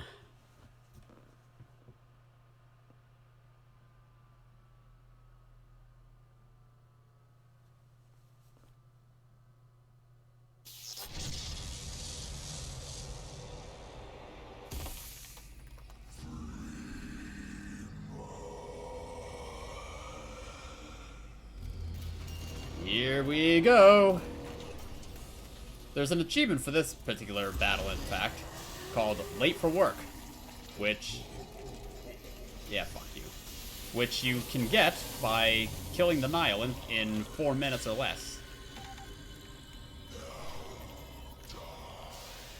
And you can see that I'm dropping down these satchel charges over here.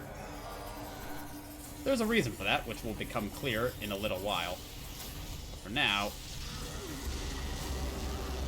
gotta get rid of these. Whoa, that was close.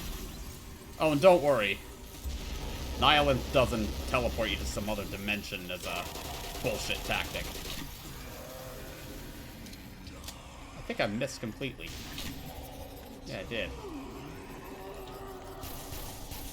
I'm running out of gluon ammo, so let's just get back here.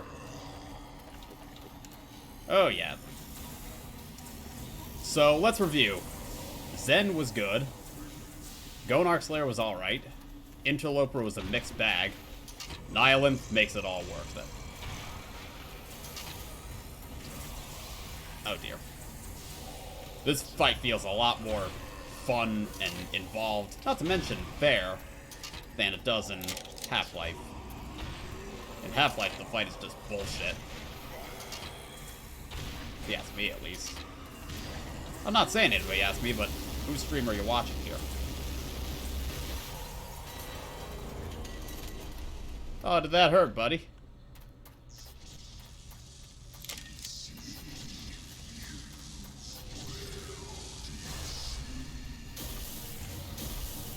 Yeah, then he starts bringing up these things over here. We're just gonna shoot through the field and do a little damage to him. Oh, this is where the satchel charges come in. All 3 of those crystals are now gone. Interesting timing on that host, Spagooter, by the way, because this stream is probably about to end in a little while. But thank you for hosting.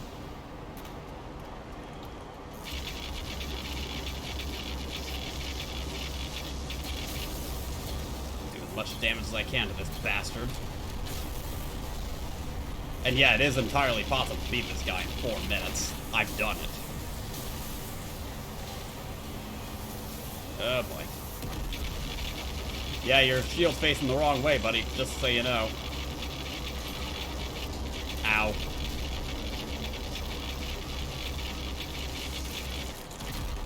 Oh boy. And that's him. Ladies and gentlemen, Nihilinth is dead.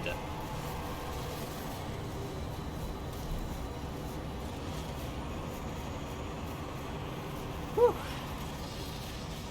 You were streaming a game called GTFO. I am familiar with it, just never played it. It seemed interesting at first, but when I got a better look at it, it was just like, it doesn't really seem like my kind of game. It was a little too slow and hard. Completely reliant on having a dedicated squad. And yeah. Now I get to see that big ol' island explode. See what happens when you don't bring your passport?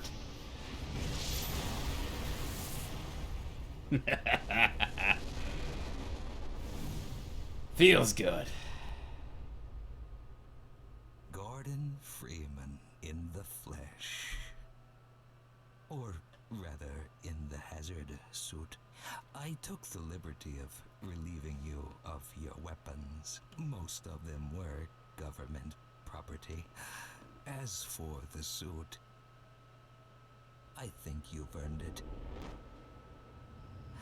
The border world, Zen, is in our control. For the time being, thanks to you. Quite a nasty piece of work you managed over there. I am impressed. That's why I'm here, Mr. Freeman. I have recommended your services to my employers. And they have authorized me to offer you a job. They agree with me that that you have limitless potential. You've proved yourself a decisive man, so I don't expect you'll have any trouble deciding what to do.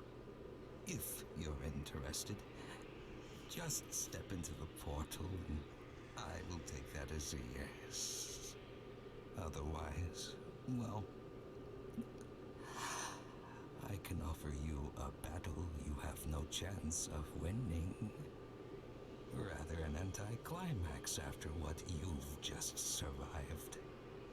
You're telling me. Yeah, portal. Time to choose. I'm telling you now, I want Hawaii. Passport or not, that's where I'm going. Got it? It's time to choose. You're threatening me, you took my guns, and you're a fucking Time Lord. This is bullshit. Wisely done, Mr. Freeman. I will see you up ahead.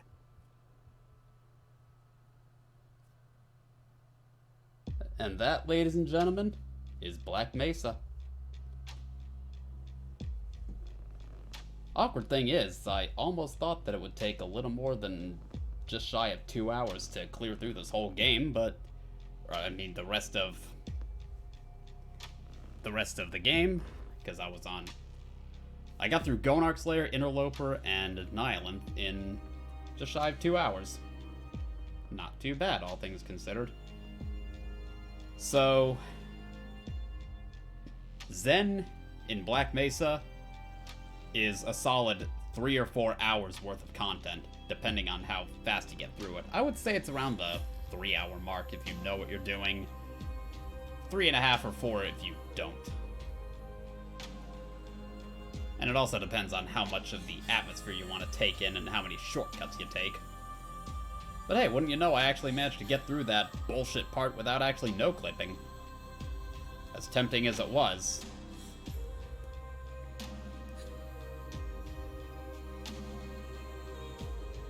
So I would say this is a pretty good game, all things considered. Is it perfect? No. Does it do what it set out to do from Half-Life? I would say it absolutely does. Although the voice acting could definitely use some work. Like, these guys could have done... I'm sure they tried to do what they could, but... at the same time... give it some more oomph, you know? Especially the scientists and the guards. Although... I think it was Michael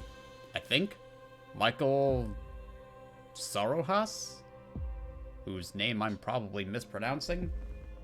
Provided the voice of the HECU Marines, and he was probably one of the best voice actors in the game, to be honest. It helps that the guy was a former Marine himself. I think. Military of some wing or another. I think it was Marines. I could be wrong. Army, Navy, Marines. The point is, he's a serviceman. So, naturally, he was one of the best guys they could consult for the dialogue for the HECU grunts. And it shows, because they seem to have a bit better military grunt talk than they did in Half-Life 1 or even prior to the retail game Black Mesa the mod, whereas this is Black Mesa the retail game. There are definitely a lot of changes between the mod that came out all those years ago, holy shit, and the original retail release, and the definitive edition, which is what we got now.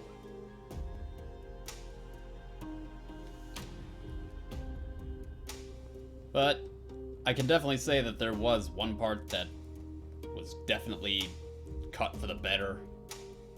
That being the part where when you're in questionable ethics and you see the two soldiers in the retail game, one of them is butchering some Latin, and in the mod, the two of them are effectively talking to each other and joking about molesting the female scientists. which it's for the best that they took that part out, because that was not going to go over well.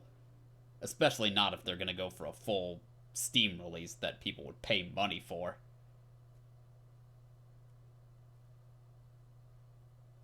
So yeah, changes were made. Some for the better, some for the worse.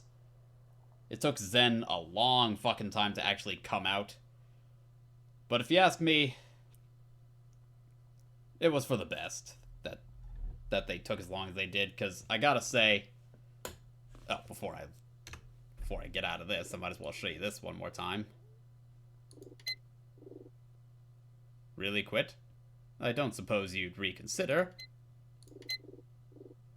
I can't hold on much longer.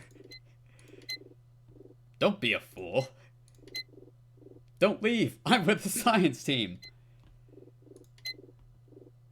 Have I been that much of a burden? Yeah, I saw that one already. Give me a new one.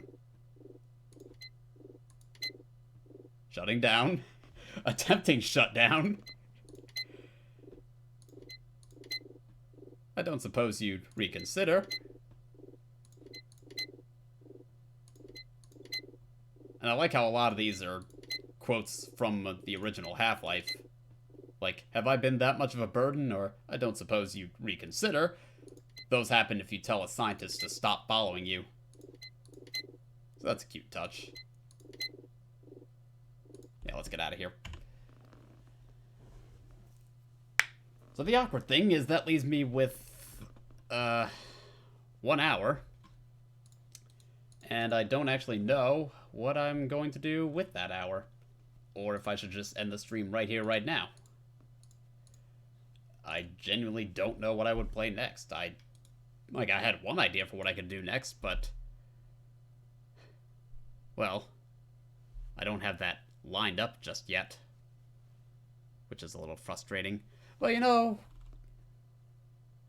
there's one thing I could do. I could, if you're interested at least, and you're welcome to stay if you want, but maybe what I could do is hop onto Planet Coaster as a bit of a post-stream sort of thing, and we can take a look at some of the parks that I built.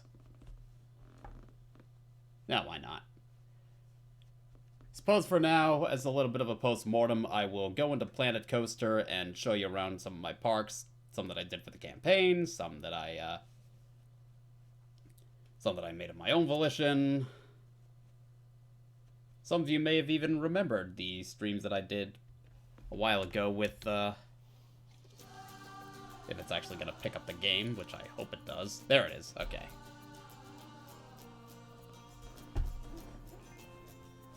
Anyway. I think next week I might have a Half-Life mod in mind for something to stream. Unless I think of something better. But yeah, if you came for Black Mesa and that's all you wanted to see, and you're not interested in Planet Coaster, you can leave now, because we are done with Black Mesa for now, for the foreseeable future. Next week, we'll move on to the main event, which, or maybe next week, I hope next week. We will move on to the next main event, which I have some ideas of what I might do, but don't quite know just yet. I mean, I do know. I have some ideas, at least. So, I did mess around a fair bit in this game. Most of my time, I want to say, in this game is spent in sandbox mode. But I did manage to get through all of the campaigns in Planet Coaster. Even though some of them I admittedly cheesed a little bit. But we'll get to that. So, let's go into these parks and see how I handled some of them and how I've improved since then, shall we? So the first couple parks we have are really easy. And I mean really, really easy. They're beginner parks. They're designed to get you acquainted with the game. And this might actually take a little longer, because these are going to take a little bit to load, aren't they?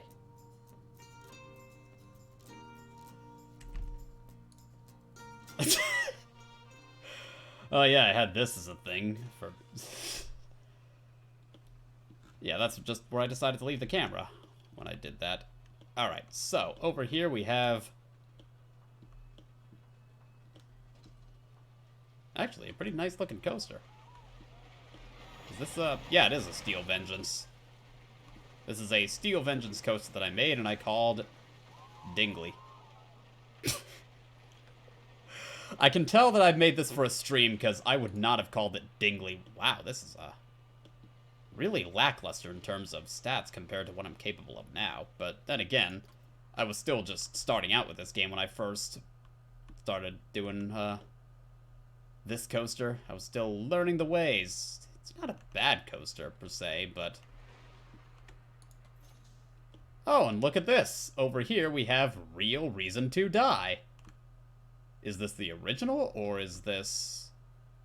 where did I first make Real Reason to... actually, I think based on my blueprints, right here, if I line it up... actually, I think this is genuinely where I first made Real Reason to Die. That's just where it came from. What's over here? Mysteries, that's what. So yeah, I built a couple coasters in this park. This is High Seas, which just comes with the game by default. Or this scenario by default. And the objectives are simple enough. Just attract guests and get your balance up. Which isn't that difficult. So, not a lot to see here, all things considered. It's a nice little park. It's got some nice theming. Is there anything in here? No, it's not. So yeah, pirate battle. Not a lot to see. Unfortunately, I seem to have lost my save for the next part, which is called Creature Awakens. But I can at least show you what it's like. Yeah, I don't have any saves here, unfortunately. This is another park that's designed to get you acquainted with the game, and this one introduces you to things like staff. Oh yeah, I didn't actually read that. Oh, Jesus Christ, move the camera down. Spoilers here, Jesus. Well, I might as well show you, first of all, this ride here, because this is worth, speed this up first. I might as well show you the ride, because this ride right here is what really makes the park shine. And I hope there won't be too many performance issues with the stream. I know this is a more demanding game, but at the same time... So this is, the Kraken's Lair in Creature Awakens.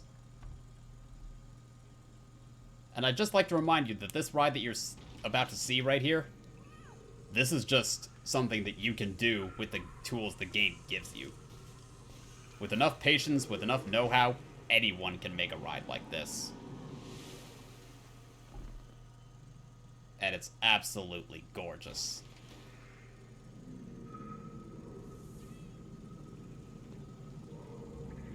Also, I like how all the scenery doesn't seem to factor into the excitement or fear rating of any given ride. I think it used to, but not anymore. They changed it at some point or another. Yeah, just go for a ride on these nice little classical cars. Pay no mind to the giant tentacles reaching out of the water.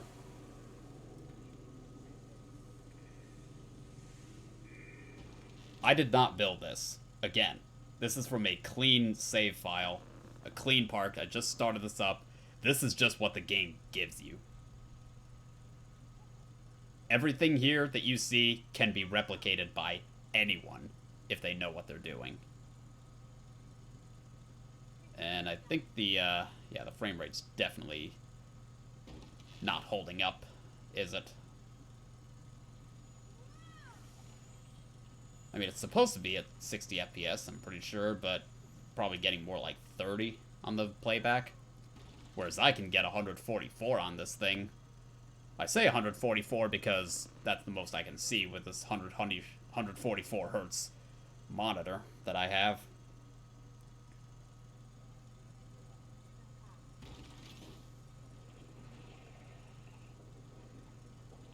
Ooh, a whole bunch of eggs lying around. And the lights come on. More tentacles.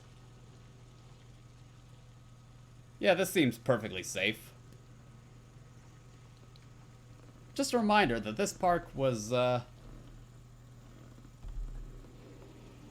I should actually read through the descriptions for the hell of it, but there's a reason that all the guests, all the staff fled this park, because when you look at the park and you'll check the roster, you will notice, oh, there's no staff in this park. I wonder why. And get jump scared. Yeah, Kraken comes up and jump scares you.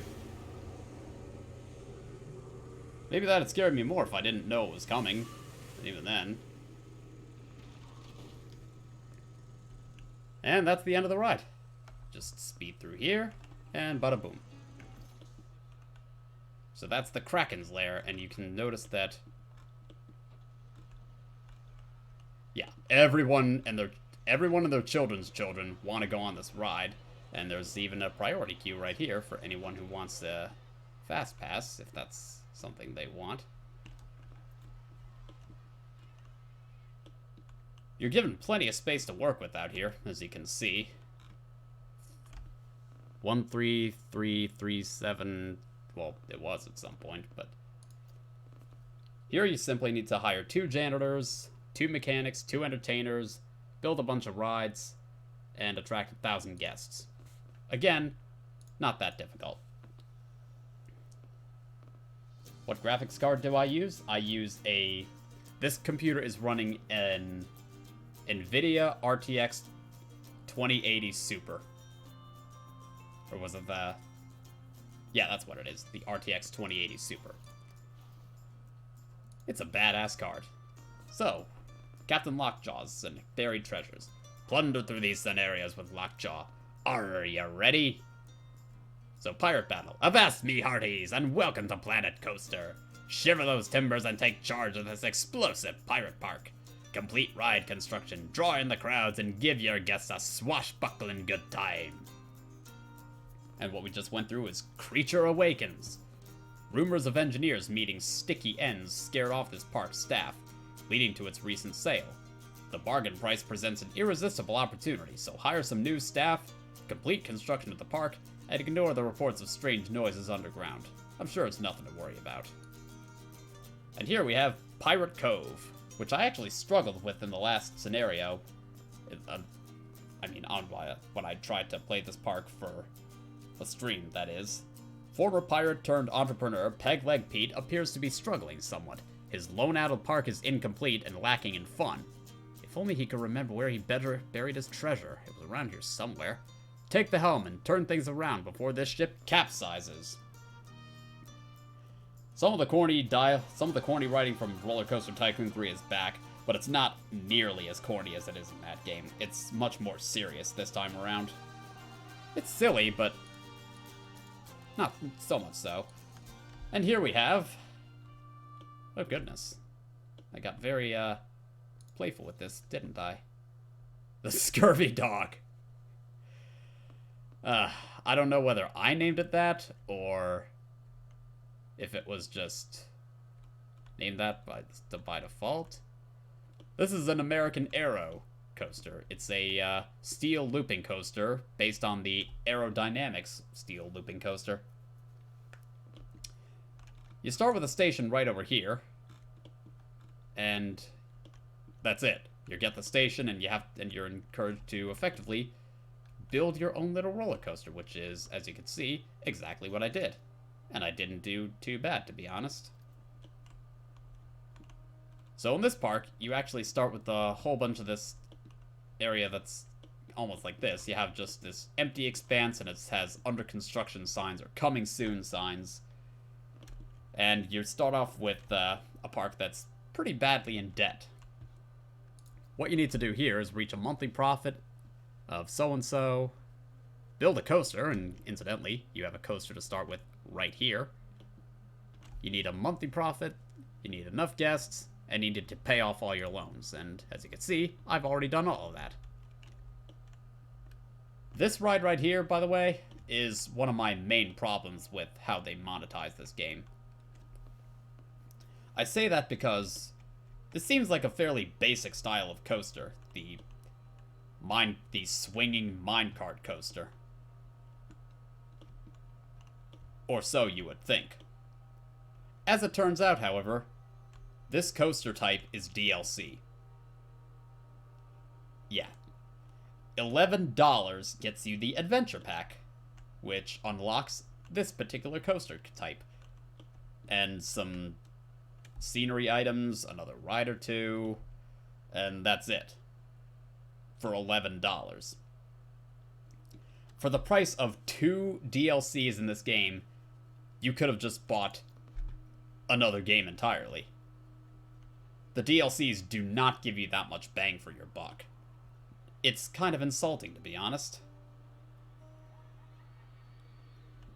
And again, you can kind of see that I was a little bit of a novice at this point in my roller coaster career. But that's alright. I quickly learned how to make a good coaster once I got back into the swing of things. Incidentally, Pirate Cove is definitely a beautiful, beautiful park to work with. It is just teeming with potential, and you have 2 different levels to work with, the grassy area up here and the sandy area down here. A sandy area where, incidentally, if you look around, somewhere around here, you're not going to see it now because I already dealt with it, but let me see if I can find it. No, not there. But that little bit in the description that says, if only he could remember where he buried his treasure. Yeah, they're not bluffing. Somewhere around in this park, you can find a cliffside.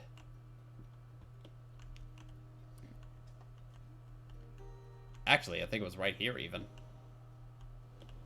Right over here, you will find a golden treasure chest. You can find that, sell it, and then you can use that to help with paying off your loans. Which is fantastic.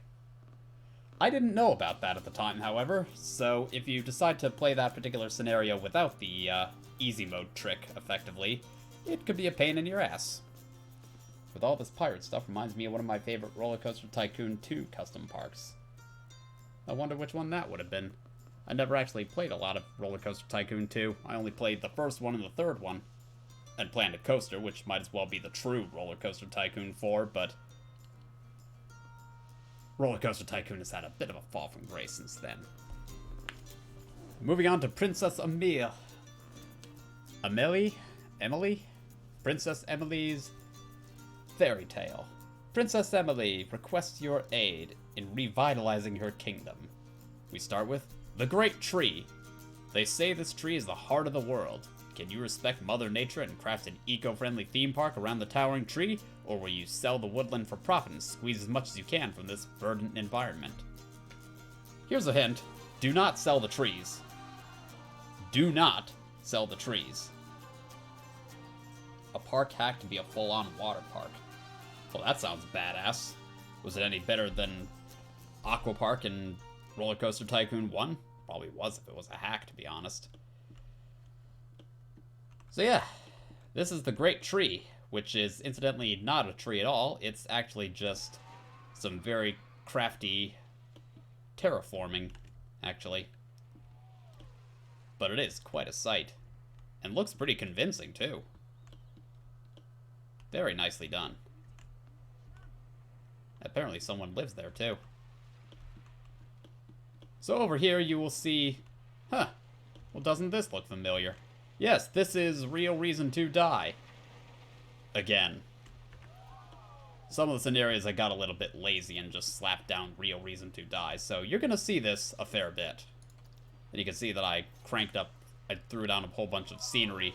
Some of it making not a lot of sense with the context, but I didn't really care, because the big thing I was looking to do before I really understood what really drives up the queue scenery rating was try to decorate the park as best as I could, decorate the queue as best as I could with all this random scenery try to make it look good.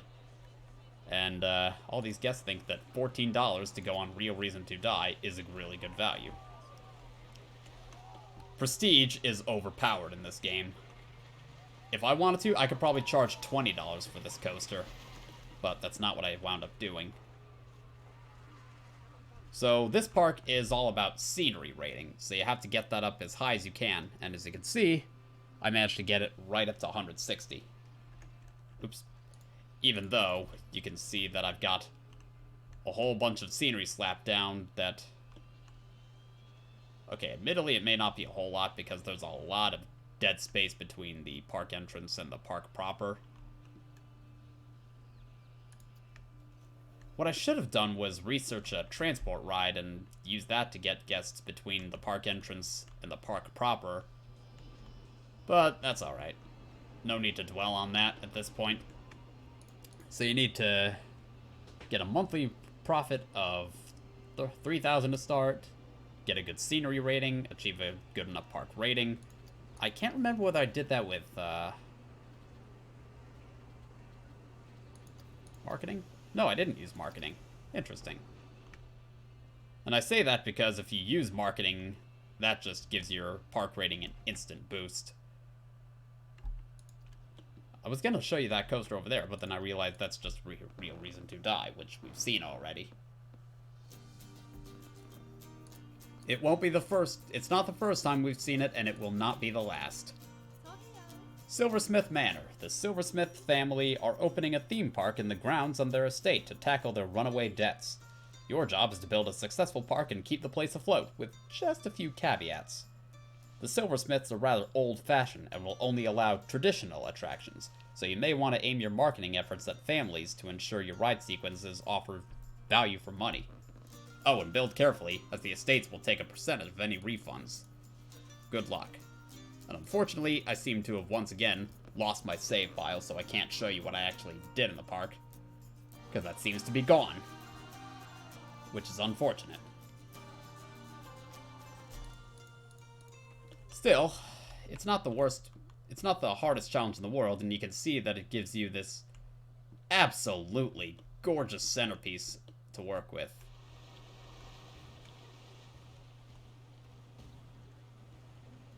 Gotta love it. And even a River Rapids ride, which is...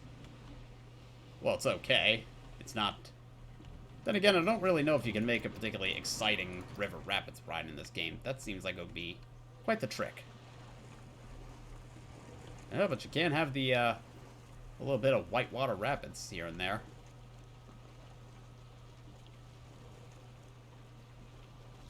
Which they are entering, and down they will go. And pay no attention to the tentacles over there, once again. And down you go. That was anticlimactic. Let's just get out of there. And yeah, you can even put a few things down right by the manor itself, which is hilarious. So if you just want to throw down, say, a clown-themed toilet right here for your guests to use, that completely blocks access and view of the manor, you can just do that. Obviously, you can't sell the manor itself, but you can just completely block it off, and the game just does not stop you. I actually achieved the bronze challenge just by slapping those two down. That's hilarious. Yeah, it's all about, I'm pretty sure, park value and all that. And over here we have Good Golly Miss Molly. They said no one could build a theme park at Molly's Gully. Prove them wrong. Keep below the height restriction and bankroll the construction of a colossal coaster. This is another park where you start from scratch. And, well, when you look at it, you'll wonder where exactly is the challenge in this, given that you have this gigantic fricking canyon to work with, which I never really utilized to its fullest effect. So the height restriction doesn't really mean anything when you can go all the way down here. And you're not allowed to go much higher than maybe these cliffs, I think. And I needed to build a coaster at the end of the day with a good excitement rating 5 is not really that much. And at most 6 nausea rating. Reaches 70 miles an hour at any point, and a biggest drop of 65 meters, and a length of at least 900 meters. So I decided to opt for a hypercoaster, since that seemed to make the most sense to me at the time. And hypercoasters is just fun to build. And of course, since this is a fairy tale themed park, or medieval, and you got dragons, given all that, I figured there was really no better name for this particular ride than Ignatius's Flight. No, spoilers, spoilers, spoilers. And of course, this ride was built before I realized that you can change the chain lift speed. Might as well go for a ride on this. Show you what it's like.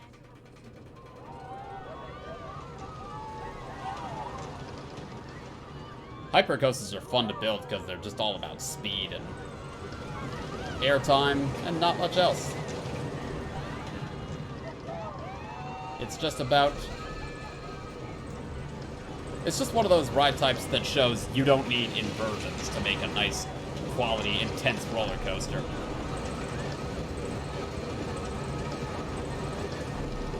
Hardly my best work, but it's still fun to watch. As for the really good coasters, we'll get to those.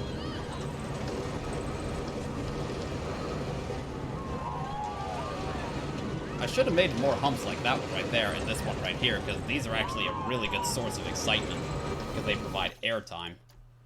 But as it stands, I did okay. Not amazing, but I did okay. You know what I should have done was actually color this dragon to look a bit more. I did that. And that. And that would make him look a lot more like Ignatius, except it's still not, but, you know.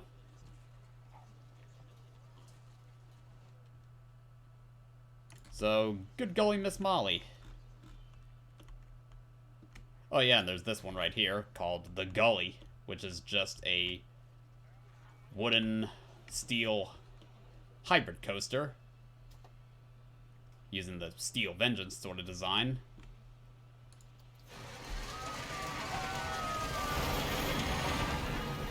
You'll see me using the Steel Vengeance a fair bit in these parks. You're probably getting some frame drops, but I'm getting frame drops too. This game could use a little bit better optimization. So at this point, I want to say that my frame rate is only slightly better than yours. If even that. And skip through that, and that's the ride. So, that's that. And now, what we need to do is go back here. So that's those. Chief Beef's Meaty Challenge. Join Chief Beef's Hot Dog Squad and cook up some tasty parks. I'm gonna come to that in a little while. We can do it now, just to stay in order. So, first we have Chief Beef's Raceway, which is actually the last of these scenarios that I did, because I thought it was complete bullshit. These scenarios are deceptively difficult. These are listed as medium. I would call them more along the lines of what I would expect from hard difficulty. So, Chief Beef's Raceway was built on the site of an old seafront racetrack to take advantage of the site's heritage. Unfortunately, money issues arose during construction and concessions had to be made, and the resulting track had been deemed a disappointment by the public. Can you realize the site's full potential? Well, I'm not gonna lie, it took me a couple goddamn tries to do that, but I managed it, somehow.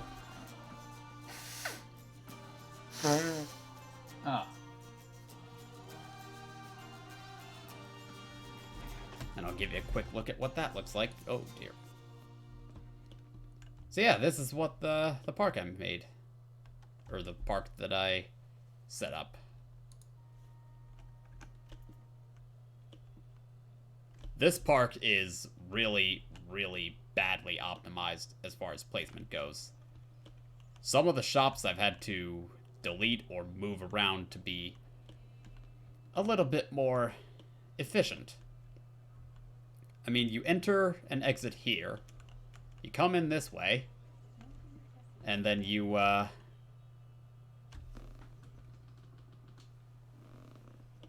then you have to...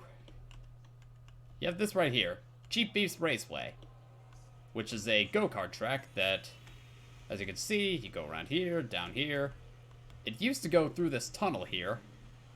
But when I went through the scenario, I actually decided to make it turn here, go down here, and actually join up with some of the track that was here before, and keep the track going that way, and over there. And if I wanted to, I could have also made it go further this way, and connect up with the track over here, go through here, which would have been fun. But at that point, I just... As much as I have almost $47,000, I just could not be bothered to get through all that. I just wanted to be done with the scenario, because the objectives here are ridiculous. You need a go-kart track with at least 900 meters in length. I did that here, I think. 2 rides with at least 3 excitement. Not bad. Build 2 go-kart tracks with a length of at least 500 meters. And actually, the objective up here, at least 900 meters, this particular Cheap Beast Raceway is good for that, but you want to save this objective for last, because this ride, even with the short setup, it has terrible, terrible throughput. And you're only going to make it worse by making it a longer track. And what's really annoying is you can't even change it, best I can tell, but the ride doesn't exit on the same side where all this stuff would be. No. It exits over here, where there's nothing. Nothing but all this wasted space over here. And you will notice that there's a couple of shops over here. I moved these, I'm pretty sure. Yeah, I don't think this was here before. It definitely wasn't here before. I moved some of these, this was here already. I moved these shops because one of the objectives, as you can see, is sustain a monthly profit from shops and facilities and hotels. Hotels which you don't even get, I'm pretty sure. Of $2,500 for 2 months. So I had to do all kinds of tomfuckery, like shutting down shops like this one. There's a pizza shop right here on the street. A pizza pen here that I had to shut down because nobody was using the damn thing, and if they were, not enough people were using it to make it efficient. My first attempt at this park actually had me trying to expand out on this side over here, which is definitely a tempting prospect, but at the same time, you want to avoid that because there isn't a lot of room to expand over here, and it's gonna just knock down the throughput of your shops and your rides even further, because there's just nothing over here except a dead end. So instead, you want to expand over in this general area, so you can have some, well, floating rides, as you can see. I made a decent little coaster over here, called Villa Voyage, because it passes by all the villas, and even over the villas. And then, when you move around over this side, I developed a little more over here. Horror Heights is a, not a ride that I really like to put down because you can see it can carry this many people here, as you can see. But this ride has such a huge, huge footprint and doesn't even have that good throughput to match. So it's not exactly efficient. Over here I've got another roller coaster, Bayview Bonanza. And over here, Waste Not, Want Nots, because of how twisty and bendy it is, including this big old pretzel knot sort of thing right here. I think this is actually my first pass at using the American Aero coaster, come to think of it. So that was a hell of a challenge to undergo, because I needed to make a coaster with at least 7 excitement, a length of 7,500 meters, average speed of at least 25 miles an hour, and this was the coaster that I used to do that, I'm pretty sure. No, I didn't even do it with this one, holy... That's the one I did it with. Huh, so it is. Well, good thing this goes over the water, because this is a hell of a footprint. Waste Not, Want Nots is even worse about it, though. I think I made Waste Not, Want Nots purely for, trying to get the park rating up. And then you need rides with 4 excitement.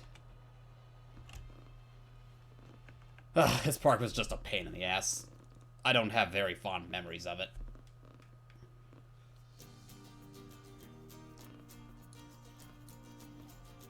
Next up we have Oak Island.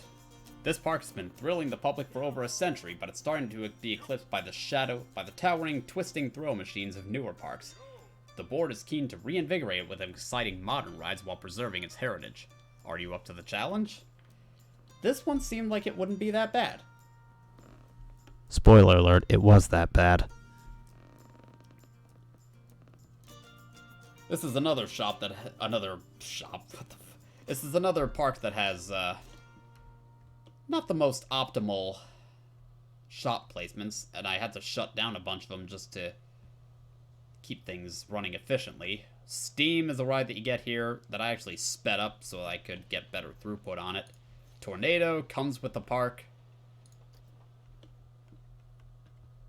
It's a decent wooden coaster with a modest footprint. Oak Island really does look beautiful. It's got the docks over here. But some of these rides I had to either shut down, or shops I had to shut down because nobody goes to these shops over here, ever, for anything. For some reason I have someone working the Just a Memento here, even though it's running at a loss. There's the Venetian Carousel here, which not many people go on. There's the train that does a lap around this area over here, which will probably be your main area for expansion. Who am I kidding? It just will be your main area for expansion. And once again, I got bored, so I just slapped down Real Reason to Die Awakening. I mean, Real Reason to Die again. Somewhere around here, I think. Oh, you know what? I had Real Reason to Die here, and then I think, at least, and then I demolished it in favor of building this big ride here, which I call The Curse of Oak Island. Yep, I went there. And it came so close to this absurd medium difficulty, I remind you, medium difficulty, and it wanted me to build a coaster with at least 8 excitement, and at most 6 fear that reaches 80 miles an hour. How are you supposed to...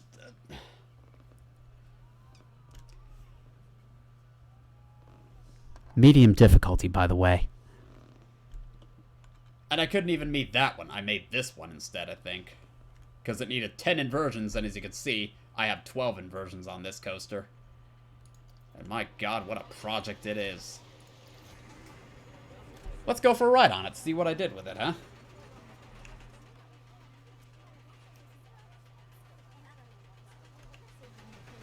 So this is Curse of Oak Island. And for anyone asking me, yes, it is in reference to that. So that's inversion number 2, inversion number 3, I think. Inversion number 4. You can tell I was really trying to get as many inversions. Inversion number 5. Twist the wrong way, whatever. It's an inversion, doesn't matter. Inversion number 6. You can tell I really like working with the Steel Vengeance. 7. 8. Oh, that is terrifying. It just stalls there. Holy shit. 9. Yeah, you can tell that I really wanted to, I really like working with the Steel Vengeance style coaster. 10, I think. 11. Whatever. Did I say 10? I forget. And then another lift hill, because I ran out of speed. And I can't go down. I can't dig in this scenario. And down we go again. So we can get a little more length out of it. 11. 11 or 12. Okay, here it is, 12. So there's your 12 inversions. And finally, after doing a little more twisting around, bending around, turning around, everything under the sun around, just twisting in or around itself, constantly just trying to get the length requirement down. And finally, the coaster comes. Not yet. There we go. The coaster finally comes to an end. And then you have this coaster over here, which is called Impulse. You will notice that there is no path connecting it. And that it actually meets the requirements for this park, like 8 excitement. I did not build this coaster. This was a pre-designed coaster that I pulled off of the blueprints because I was getting sick and tired of the scenario and just wanted to get it done so I can move on to another one. Incidentally, you can do these scenarios in any order. I just wanted to try to get some semblance of order down.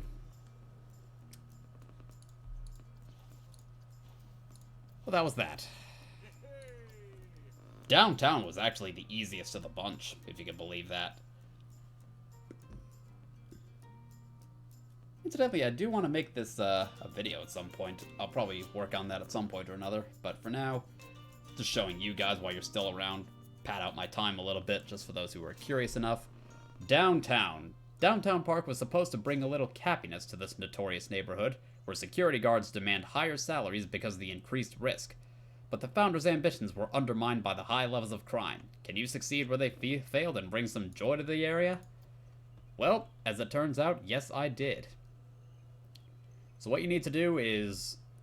This scenario park has an emphasis on pickpockets. So you need to hire some security guards to take care of that. And make sure that you keep the number of pickpocket victims to a minimum. And I'm pretty sure that if a thief gets caught, that removes them from the tally of pickpockets and thefts. So this coaster comes with the park. Whirlwind. It's an aging park, so no one's going to want to go on it that much. Or an aging coaster. So people will like to go on it, but they're not going to pay that much to go on it.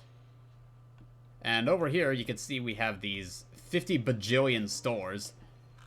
I think there are like 24 stores you start with, and I had to shut down a bunch of them to avoid wasting profit needlessly.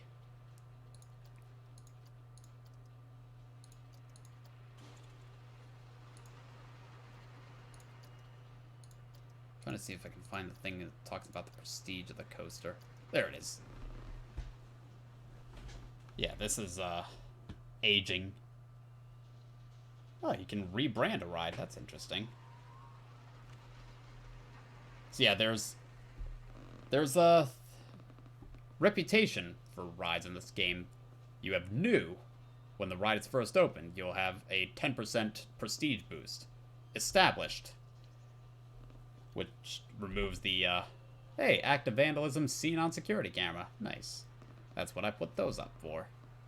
Established. The new ride hype will wear off and it'll just become an established coaster. Aging. The coaster is starting to show its age and is becoming old. Which will knock out most of the prestige of the ride. Keep it around for a while and it'll get to the point of reviving, where it'll start resurging in popularity, until eventually it reaches classic, which gets you back up to the new prestige boost of 10%. Over here we have a wooden coaster that I built called Gaia, purely because I couldn't really think of anything better. It's actually a pretty good coaster by the looks of it. Yeah, 7 excitement, that's pretty respectable. And a modest fear rating, which is about where you want it to be. Anywhere between 4 and 6 is pretty good. And it doesn't actually have that bad of a... doesn't have a particularly large footprint, which is excellent. Also, when you start this park, these paths are full of litter, so that's something you have to get taken care of quickly as possible. A monorail over here. That just comes with the park. And yeah, it'll take guests around, but it's not particularly useful. You can tell that there's entire sections of this park that I never even used because I never needed it.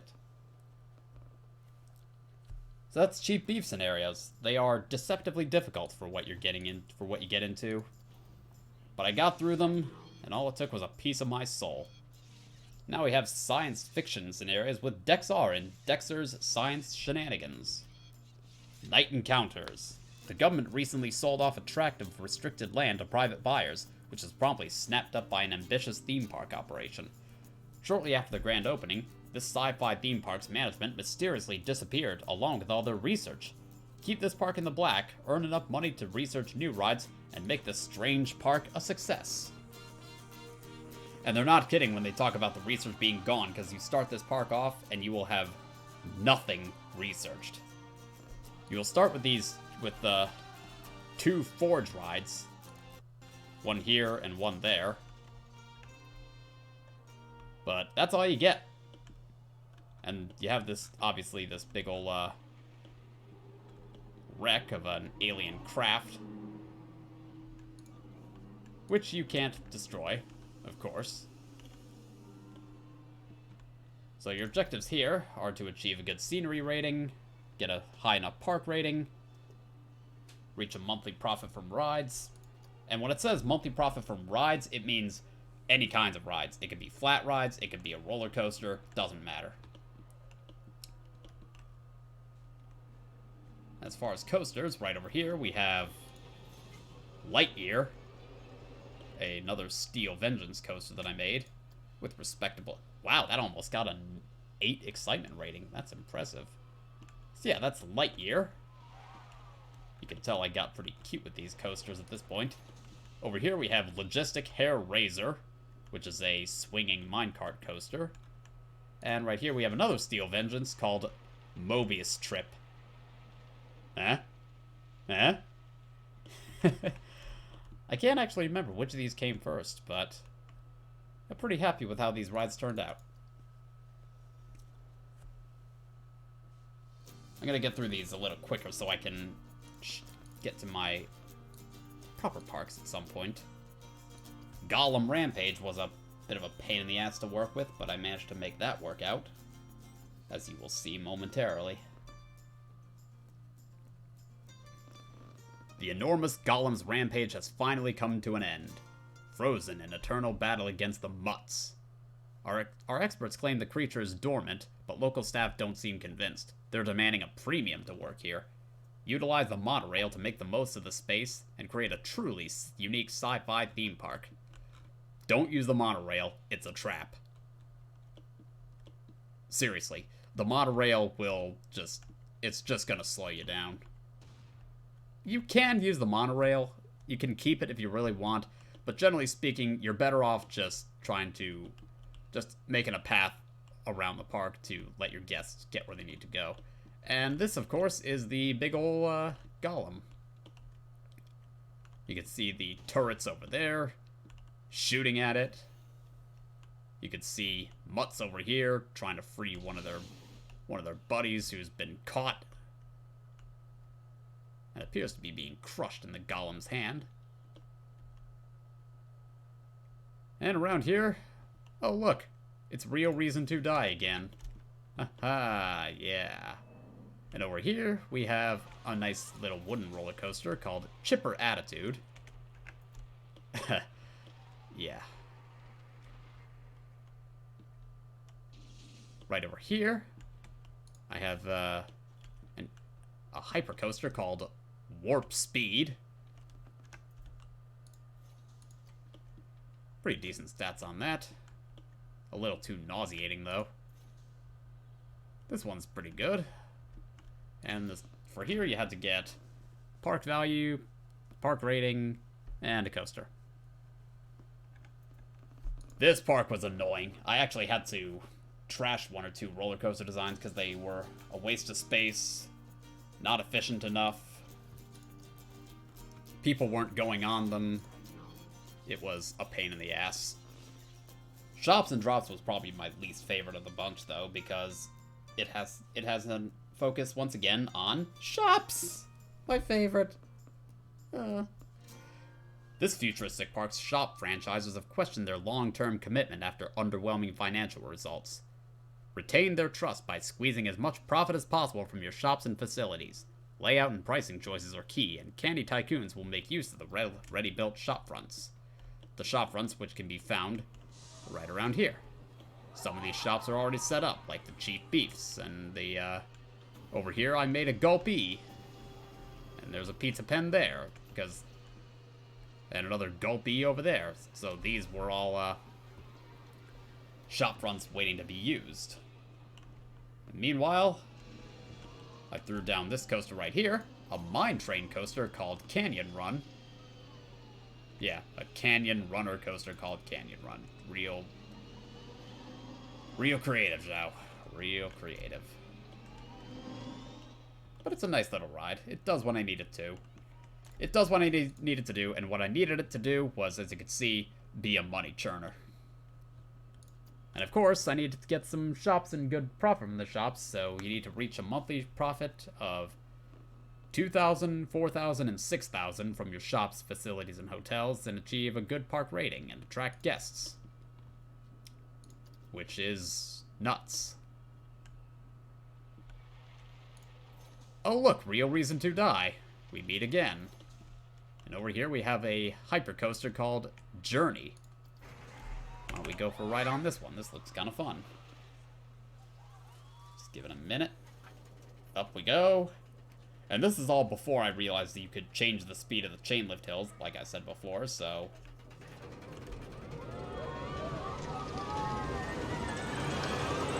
you can tell at this point I was still banking pretty hard on the hypercoaster, but then again, it's also fitting from a beam standpoint, because, well, it looks very... the aerodynamics hypercoaster looks reasonably futuristic. And again, these are all kinds of fun to do.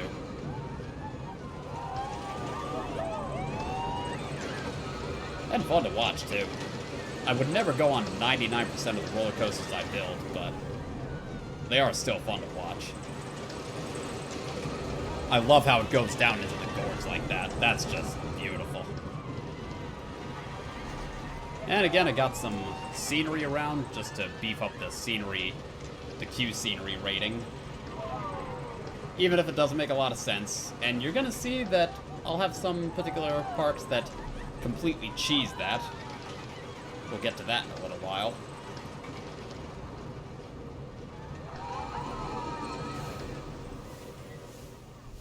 And that's Equalizer. You can tell I made the most of the space I was given, because there is not room for much of anything else here. Those coasters could have been designed much more efficiently, to be perfectly honest, but hey, that's fine. And that's Dexar Science Fi shenanigans. Over here we have Gulpy's Island Paradise. Roar indeed. Gulpy wants to turn this remote beachfront into a theme park, but he has no idea how to go about it. Can you help? It's going to take skillful management and a full staff roster to keep everything running smoothly. There's a whole bunch of mechanics in this game that you can turn on and off, which I wasn't actually aware of until I started playing this game. Or got through after I was through most of the scenarios, but here we are, Gulpy's Island Paradise, which is the only scenario in this particular level pack. You need guests, you need a good park value, employ vendors. A total of 15 vendors is what they want you to end up with at the end of the day. And train 10 staff members to expert. And build some staff buildings. Effectively, I'll show you in the later park, in the next park, but you can see that all my staff in this park have happiness and energy. So, that requires some staff buildings. And, as you can see, at least when I show you another scenario, in most other scenarios, unless you turn it on yourself, the energy rating will not be a thing, which means you won't need to build staff rooms or staff buildings in your parks. So in Gulpy's Island Paradise, I wound up building a bunch of rides, because you start off with a little bit over here, but not a lot to work with. Over here I've got a water coaster called Gulpy Bay. And over here we have a swinging mine train ride, Smuggler's Run. And here we have Python, an American Aero looping coaster.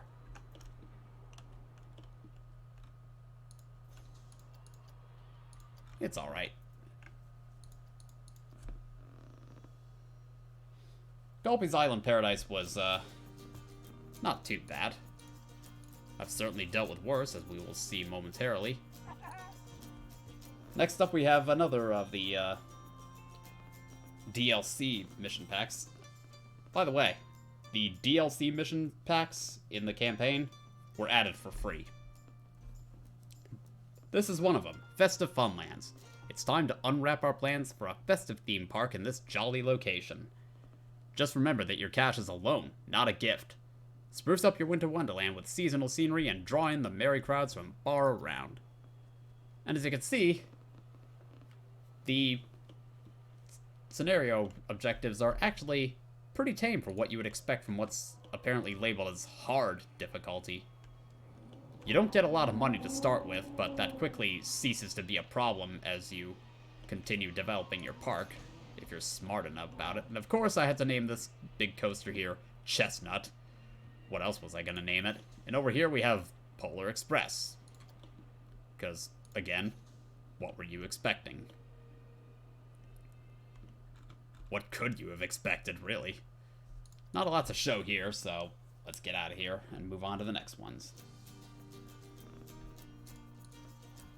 And I believe you had to unlock them, too. Maybe. Well, let's see. Dexar's Science Shenanigans was DLC, Gulpy's Island Paradise was DLC, and Festive King Coaster's Crackers was DLC. Next we have the beautiful, beautiful Cavernous Coasters.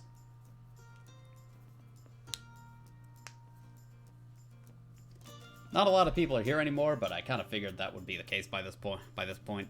The main event is already over. This is just the after show. Cavernous Coasters. An exotic grotto has been discovered, and restricted planning permission grants you the opportunity to create a unique park in this hollowed-out habitat. Building above the cavern is strictly prohibited, and guest numbers are limited. So you'll need to conquer the depths to ensure this venture is a success.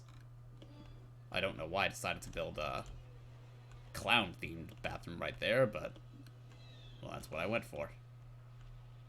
So, this is your height limit. As you can see, I went nowhere near that when I built my coasters here.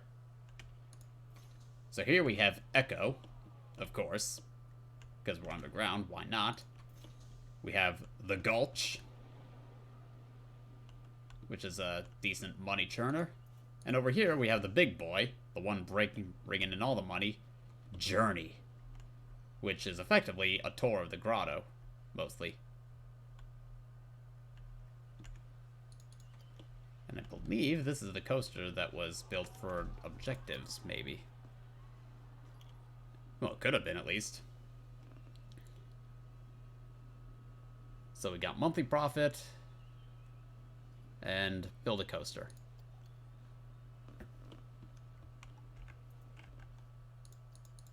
Once again, not a lot to show. So we move on to the next park. Trust me, once we get to the park that I made, there'll be plenty to show. And now we have one of the actual challenges that the game threw at me, aside from cheap beef scenarios, which were complete bullshit, at least as far as the order of campaign scenarios go. Back from the brink. You'll need to be at the top of your game for this one. The former owners have abandoned this park and left it in a real mess. Negative cash reserves, a huge loan to pay off, ludicrous layout, and some seriously inefficient amusement rides. If you can turn this around, it'll be a miracle. They're not kidding either, because you have a huge-ass loan of, I think, $50,000 to pay off, maybe more. And you start off with $0. Yeah, you get nothing. Absolutely nothing to start with. You get this coaster right here, Downfall, But as you can see, I closed it because it ceased to serve its purpose of being a money churner and wasn't very efficient, and the fucking thing just kept breaking down because of its low reliability. So I was getting fed up with it, wasting my money. Especially when I kept on refurbishing it, and it didn't really do much to help.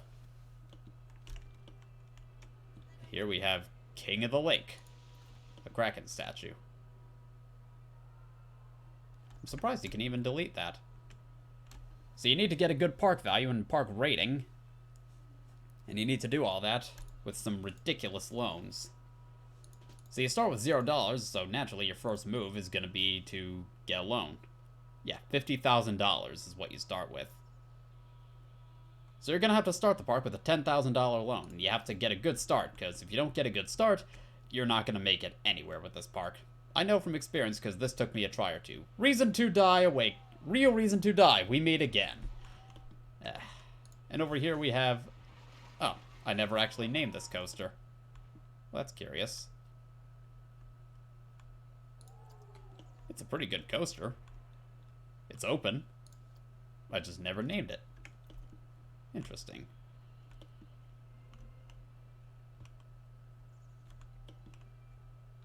This park was definitely a pain in the ass, but it's nothing to write home about at the end of the day.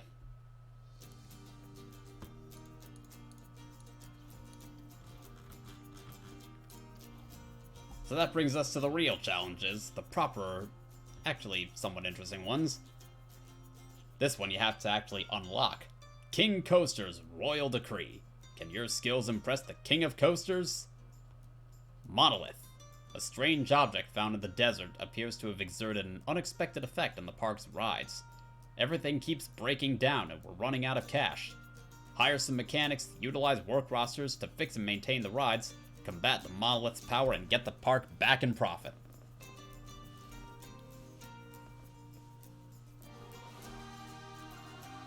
This scenario is reasonably challenging, but I found some really fun opportunities to make it look like this coaster called Odyssey.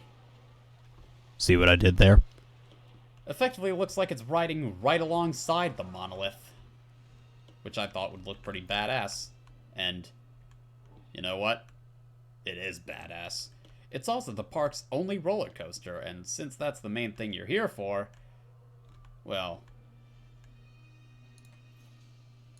see if I can... Oh, this one's just coming into the station. That's no good.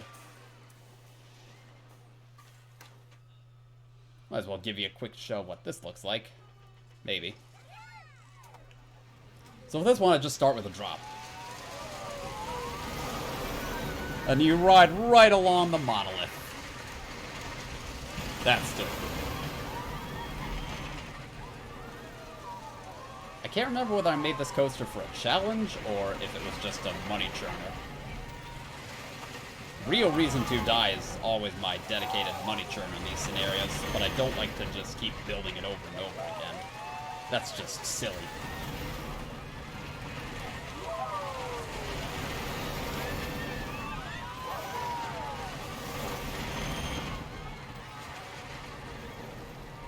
I definitely got playful with this one, and I can see it's starting to run out of momentum, but we're fixing that right here.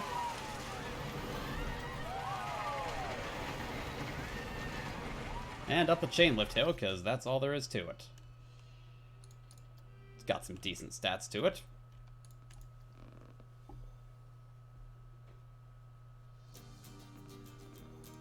Just a few scenarios left here. No, not that one. I already did that one.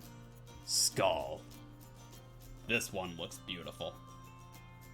I don't even care if the skull is cursed. It's awesome to look at. Skull. The skull? It appeared one day, rising from the earth in search of vengeance, I reckon. Some say it's cursed, but all I know is that it makes people unhappy. We need your help to counteract the skull's effect, or the park will never recover. Keep guests happy, and keep them in the park. Hire entertainers, run marketing campaigns, do what you gotta do to keep the money coming in. And as you can see right here, this is our skull. And as far as the effect on the park goers is, yeah, it's, they start off really unhappy. I'm kind of surprised they even got them up to 81% here. Even the staff are pretty happy. This park is great. I'm happy to hear that. And I'll show you right here that since I don't have that thing turned on, a lot of these, with the staff, you don't see the energy thing, because that's an optional feature you can put on. Over here we have Skull Gorge.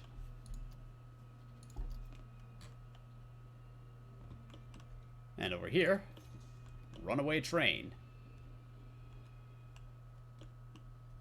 Real reason to die. Go figure.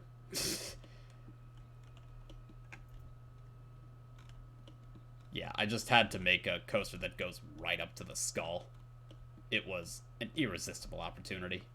And I seem to have an unspoken rule with Western theme parks that if there's going to be a Western theme park, it's gotta have a mine train coaster.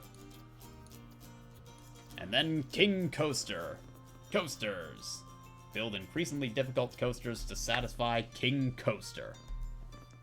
And this is the original final scenario of Planet Coaster, where you need to build 2 coasters with at least 5 excitement and a length of at least 500 meters, a coaster with at least 6 excitement, at least 4 fear, and a length of at least 750 meters, a coaster that doesn't exceed 40 miles an hour and has at least 5 seconds of airtime.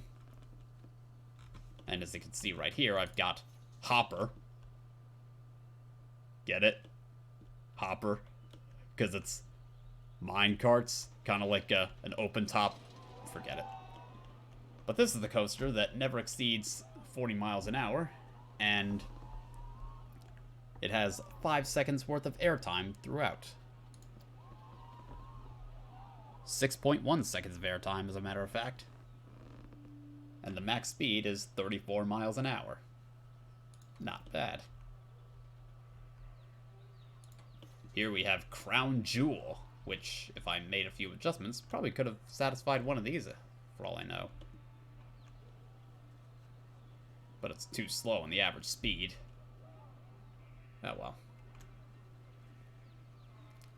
And you need a coaster with, at most, 6 nausea, at least 100,000 meters in length, average speed of at least 30 miles an hour, a coaster with at least 7 excitement, 4 nausea at most, and 8 inversions at least, and a coaster with, Jesus Christ, everyone's gone. Well, so much for showing off the, my park. If there's only one person here, maybe I'll just stop right here right now. But I will say that this coaster right here is not one that I built because I just got fed up with trying to make my own coaster to satisfy the objective, and I just gave up. Kind of like I'm giving up with the stream right now because it seems like I bored everybody away. Just like I thought I might. But that's okay. I had a feeling it might happen. But it seems like all my viewers are gone. Which is fine, because it's about time to end this anyway. I'll probably show my park off again on a stream another day, another time. But for now, if you did decide to stick around, thank you for coming. More to come next week. I hope. I'll see you next time.